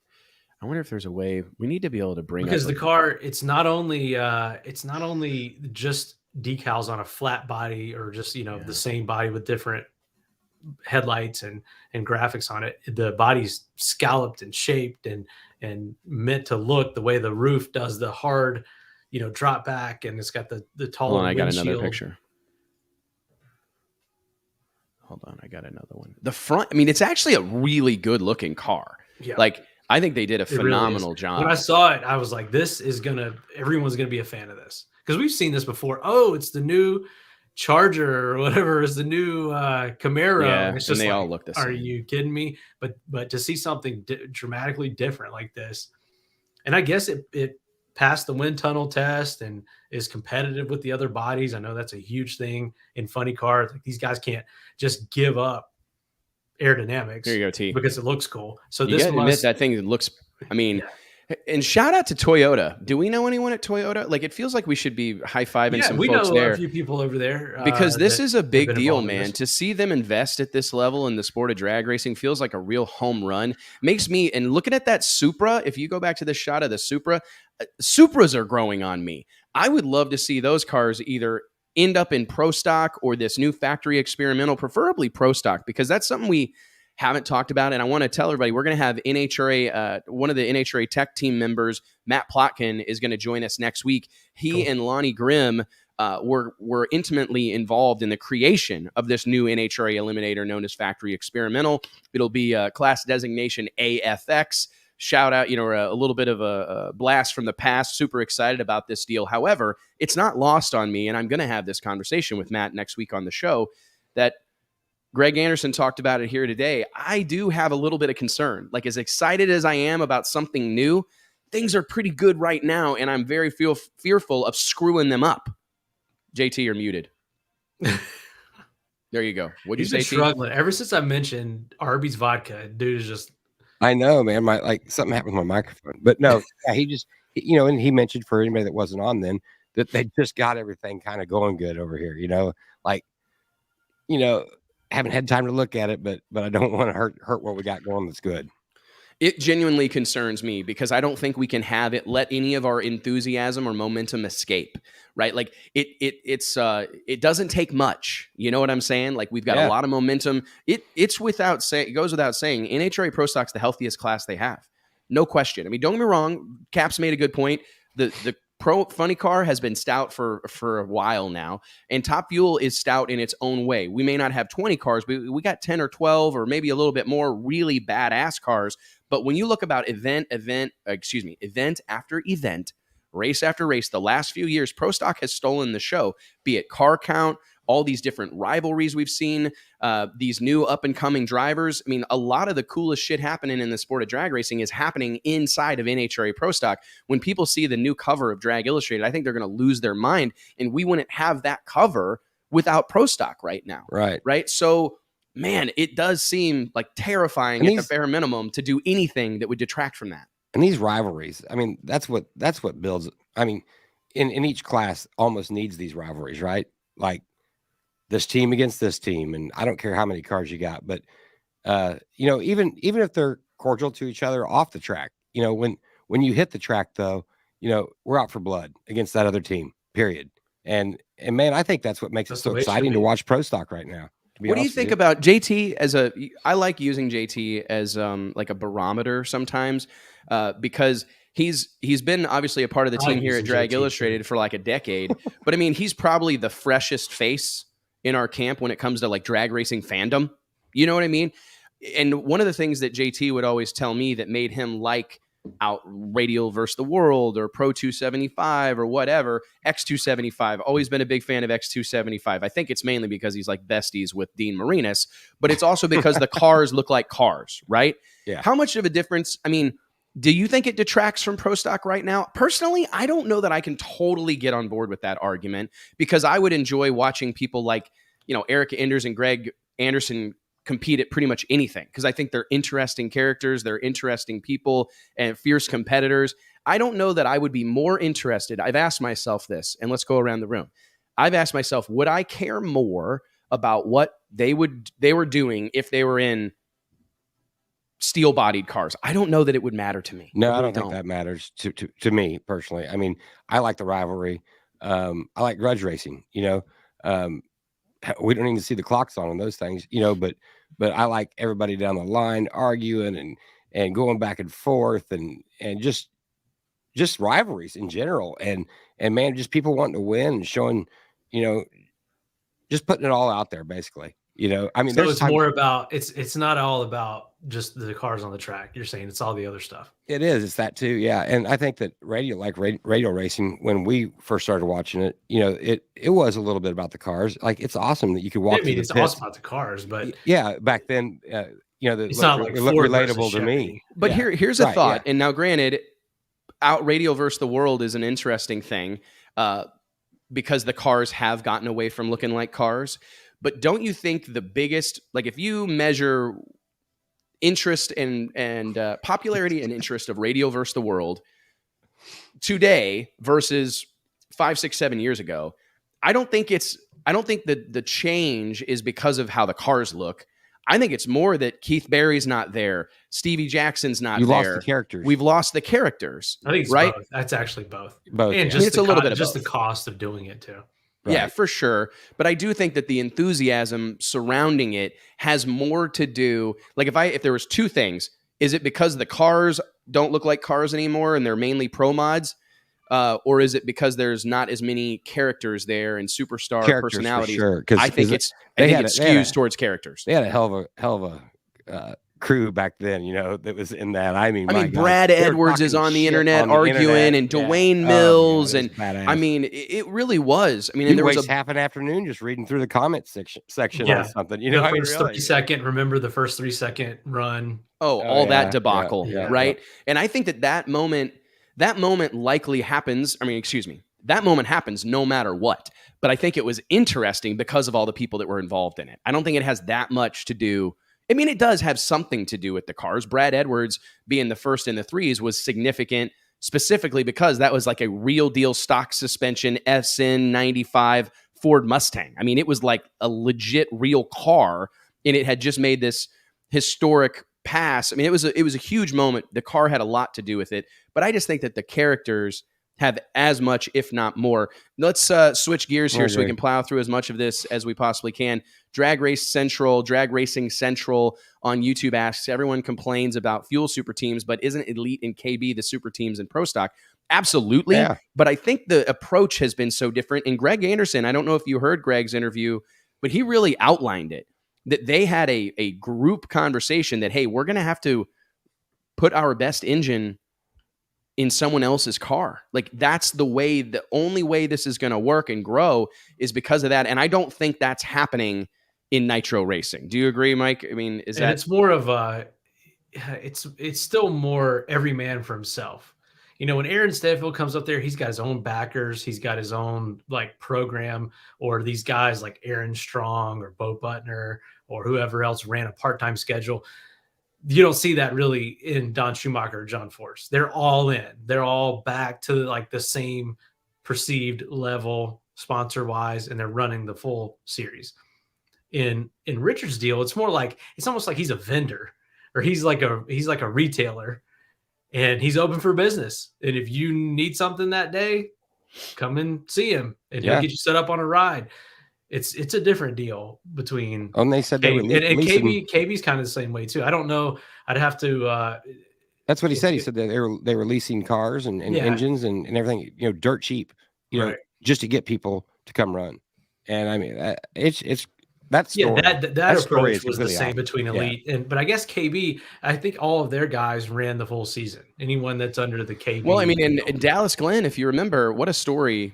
We're going to look back on this as something truly special, because I think, if I remember correctly, he was going to run our race in Orlando. He was going to run Gainesville. It was like he was going to run 4 races. And he did really well. And then it became 4 races. Then it became 8 races. Then it became, hey, we could win a world championship. And then he's doing the full pull. So it was a really special thing, to be honest with you guys. JT, check this out. We'll have to look this up next time we're in Orlando. When you come back to Orlando, you have to hit this place. You'll never go to an Arby's again. BeefyKing.com. Oh, boy. I'm in on Beefy King. I don't even know what it is. Yeah. Man, sounds good. Look that up, JT. Man. I'm in on Beefy King. Guys, we've had a hell of a show, almost 3.5 hours on the World Wide Web, and we couldn't do it without all of you guys. Thank you so much for being here, for tuning in. Please click like, click share, click subscribe. Tell somebody about the show. Tell somebody that you heard Ron Cap say something cool, or you heard Steve Torrence kind of let it all hang out here today. I mean, we've had an incredible show, and it takes all of you to help us spread it around and make sure it's as significant as we believe it is and we want it to be. Guys, what's the backstory about going to Elite? What's that one about? Who's going to Elite? Stan, I mean, I think he's talking about Butner. Pete Ross says Bo Butner in Elite 2021. Guys, what's the backstory about? I don't know that there really is a backstory. I actually went on vacation a few years ago with Bo Butner and Richard Freeman and the whole camp. We went to the Cayman Islands, and they're just friends. I mean, they're genuinely friends away from racing. And I think that Bo stepped away from racing, and then got away a little bit, did his own thing, did some bracket racing at a high level, sold some merch, and realized, you know what, I missed that a little bit. I want to be back in the thick of things. And whenever that popped into his head, he gave Richard a shot at it. And the next thing you know, they've got a deal made. So I think that's going to be a really fun one to watch. Bo's a character, man. He's a guy we need out here. He's hilarious. He's an incredible race car driver, a fierce competitor. It'll be great to have him back out. We've seen some guys go from elite to KB and KB to elite as far as leasing these motors and being part of the program. Matt Hartford is one of them. I think it just depends where you are with it. It's kind of like, it's good that competition exists, that you can go choose between the two, I think. So I don't think there's any hard feelings or any issue there. And it's just a matter of maybe cost, maybe idea of how many races you're going to run, whatever the deal is. Had a car ready, yeah, man. Right, NHRA Netflix series, I think, is most interesting. I agree with that. I remember an article I wrote for Drag Illustrated probably 10 years ago, and I can't remember all of them, but it was 10 things NHRA must do, and I'm quick to rattle off 3 of them. I've always said NHRA needs badass toys, a badass video game, and a reality show. Those are like 3 pillar items that a sport needs to thrive. And I really, really, really, I really am excited about the notion of an NHRA reality series. If it was able to get on Netflix and it was able to get on an outlet like that, a platform like that, it literally could overnight. That's how it could overnight change the game. Ron said, did he not say Glenn Cromwell mentioned that? Yeah. Mm-hmm. And when I was at Tony Stewart's introductory press conference for his new team, I had more than one NHRA person mention that to me unprovoked, that's something that they had taken note of and that they were exploring. So they're probably just listening to our show every Wednesday. We'll fix all this shit. Give us a minute. We'll fix it all. Guys, thank you all so much for being here. JT, Mike, all of our guests, all of our sponsors. Couldn't do it without you. We can't wait to see you next Wednesday. Actually, sooner than that, Monday night for the Drag Illustrated Ride Along. We're still sorting out details on what we're going to do for the 2.4 hours of Le Mullets that are kind of part-time co-host Lyle Barnett and Stevie Fast Jackson are participating this weekend along with Cletus McFarland and the team down at the Freedom Factory outside of Bradenton, Florida. We'll let you know about that, but we will be back without question Monday night. JT and I will be together in the same studio, so that'll be fun. I'll be back in Missouri.